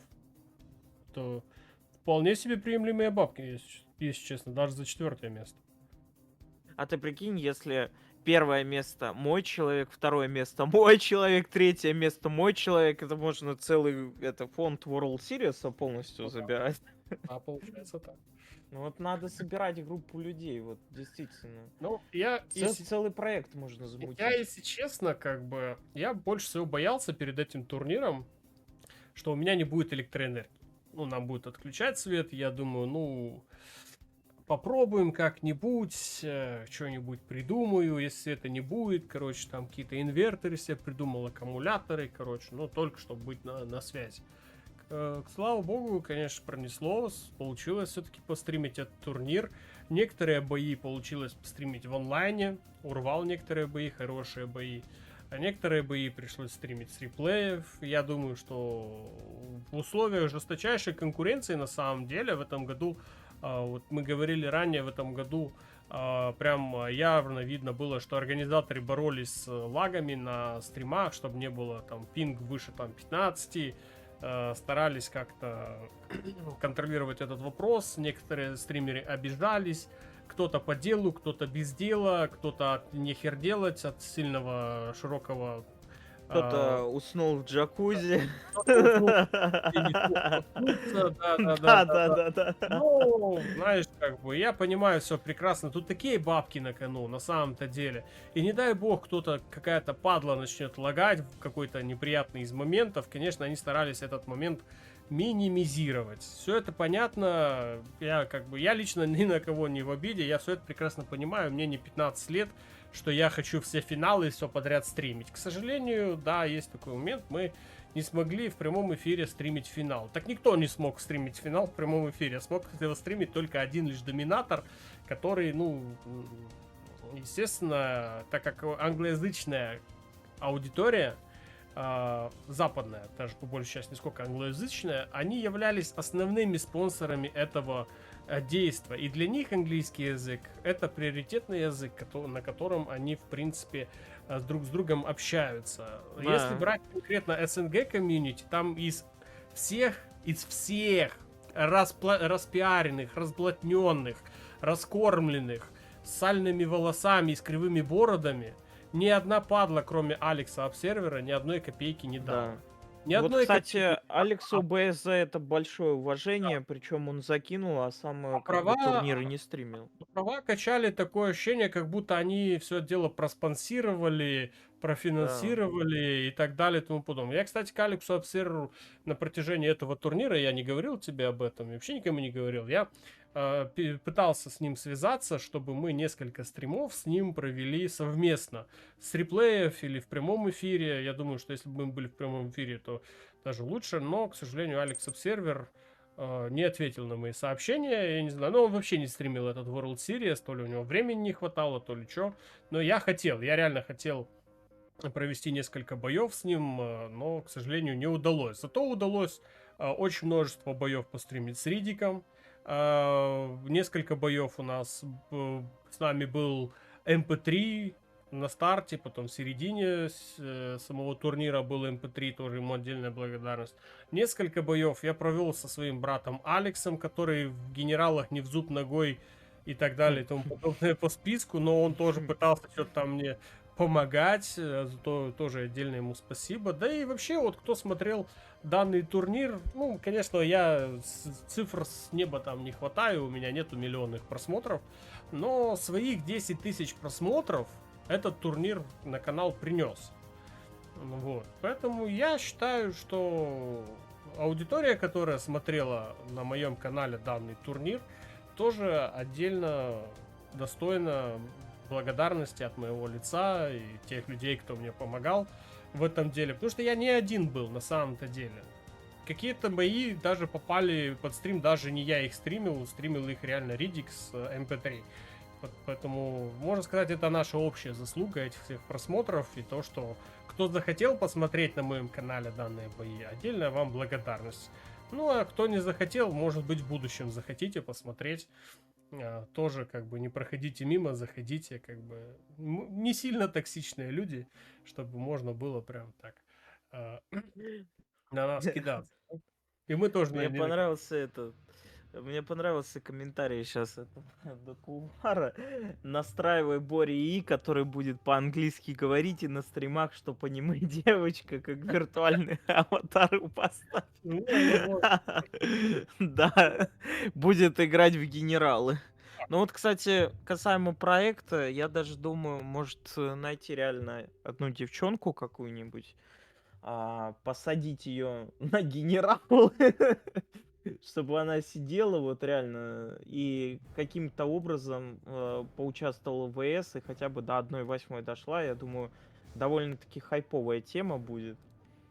Но вообще проект интересный. Я Да. еще подумаю над реализацией. Что касаемо дальнейших планов, наш World Series закончился, но у нас сейчас параллельно идет другой турнир, называется Old But Gold. И недавно мы смотрели бой The Game против Ревенджера. Сегодня у нас был стримом ранее, получается, сегодня же был бой Маджеста Моджо Джо. Завтра по планам у нас игра Univoker Hank. Они сегодня должны были играть, но они игру перенесли на завтра, поэтому у нас сегодня только одна игра была с турнира Old But Gold. Вот, поэтому игры с этого турнира также я буду стримить. Что касаемо других стримеров, не знаю, я за них не отвечаю. Кто там, что, какие хотелки тоже имел. Кстати, там тоже отдельная тема есть там по хотелкам. Есть некоторые товарищи, которые сказали или все, или ничего. Естественно, ему прикрыли немножко аппетит.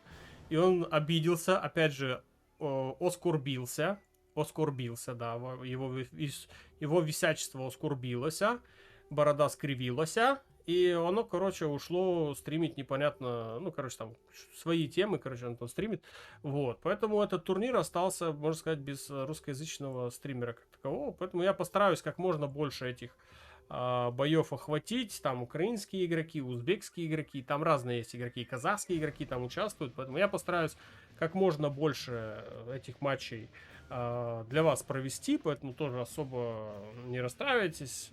Данный турнир тоже будет на моем канале. Что касается еще там одного турнира, сегодня то, что писали по контре, я думаю, что можно, в принципе, попробовать постримить контру, почему бы и нет. Почему бы и нет, там тем более, я так понимаю, вообще некому их стримить. Я в свое время таким макаром в Shockwave попал, можно так и попасть и в контру, немножко поиграть и постримить. Я как бы за разнообразие. А также, конечно, фильмы, всевозможные, может, какие-то игры будут на канале. Как бы канал стараюсь вести по большей части разносторонний, не только чтобы там одни генералы, генералы и генералы. Постараемся как можно больше вам показать. Так что сильно далеко не разбегайтесь. Надеюсь, в дальнейшем будет очень много еще интересных игр, матчей и турниров в целом и общем. Я надеюсь, вам будет всем интересно. Такая вот интересная информация о будущем, что планирую. Надеюсь, что вы останетесь на канале и будете продолжать радоваться себя своими просмотрами и делиться впечатлениями со своими друзьями и товарищами, которые, может быть, искали что-то подобное, но не могли никак найти. Может быть, это как раз будет канал для вас и ваших друзей. Ладно, на этом У меня аж снег пошел. Победил Маракара, у меня реально на улице пошел первый снег. Поздравьте меня. Я впервые увидел снег в этом году. Ладно, короче, товарищи, друзья, буду заканчивать. Радуйтесь первому снегу, а я пошел отдыхать. Все, всем спасибо, всем пока-пока, удачки. До скорых встреч.